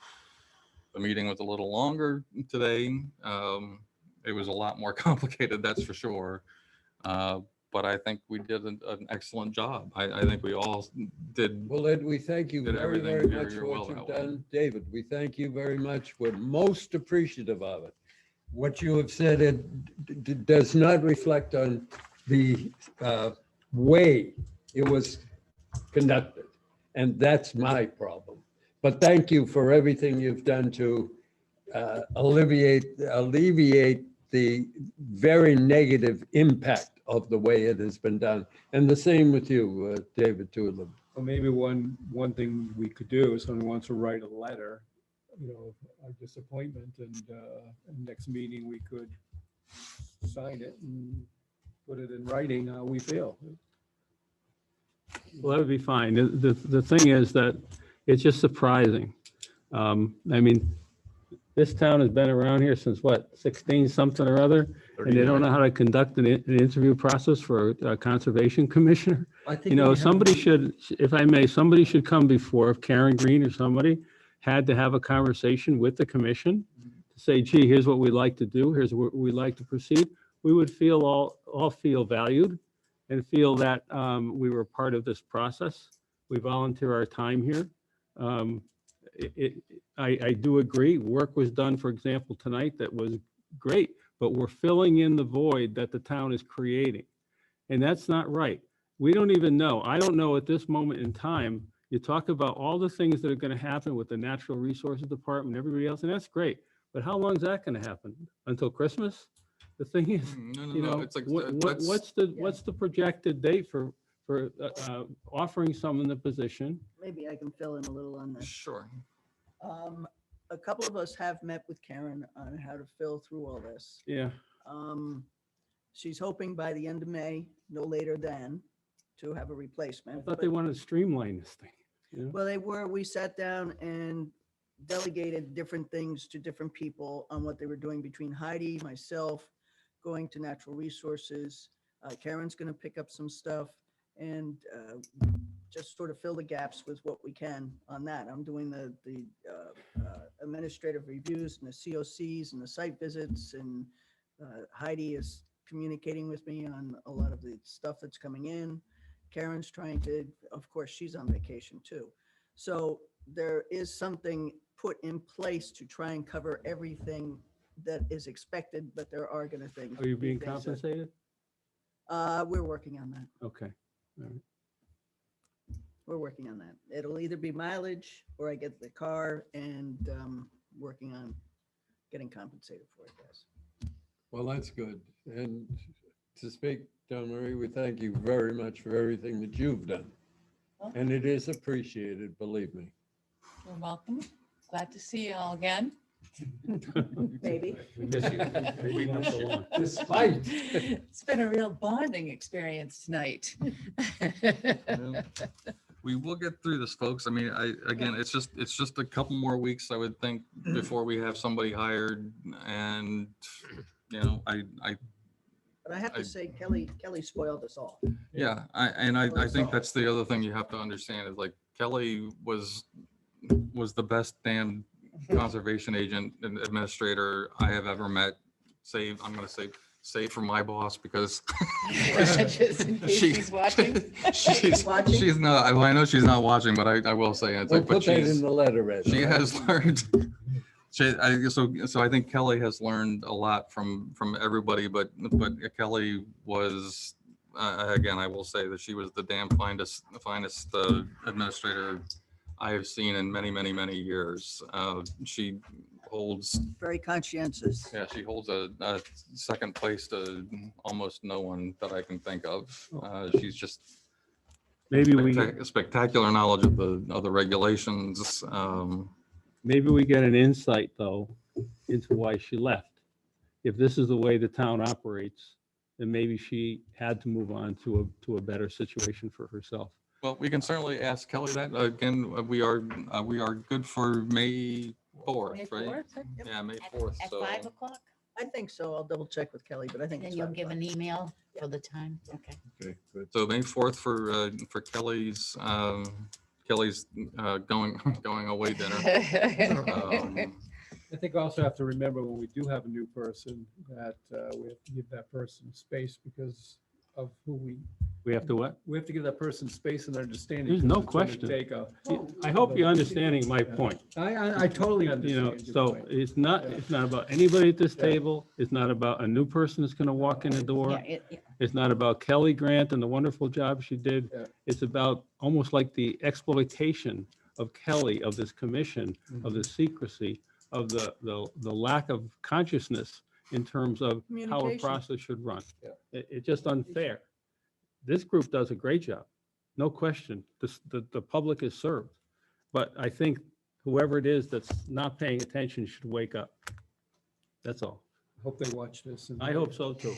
That's why a letter might come from us, might be a good thing to do because I don't think they sit here and watch this. Okay. I watch them. Well. I don't. Yeah, I don't either. Thank you all for hearing Yeah. about my concerns, and I think Paul's expressed them excellently.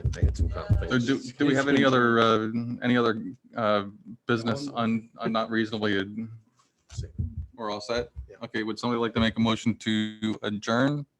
So moved. No special conditions, right? Is that- No special. No special conditions one with through that. 7. Come on, come on. Is there a second? Second. All those in favor? Aye. Opposed? Carried unanimously. We stand adjourned at 8:19. Is this one the longest?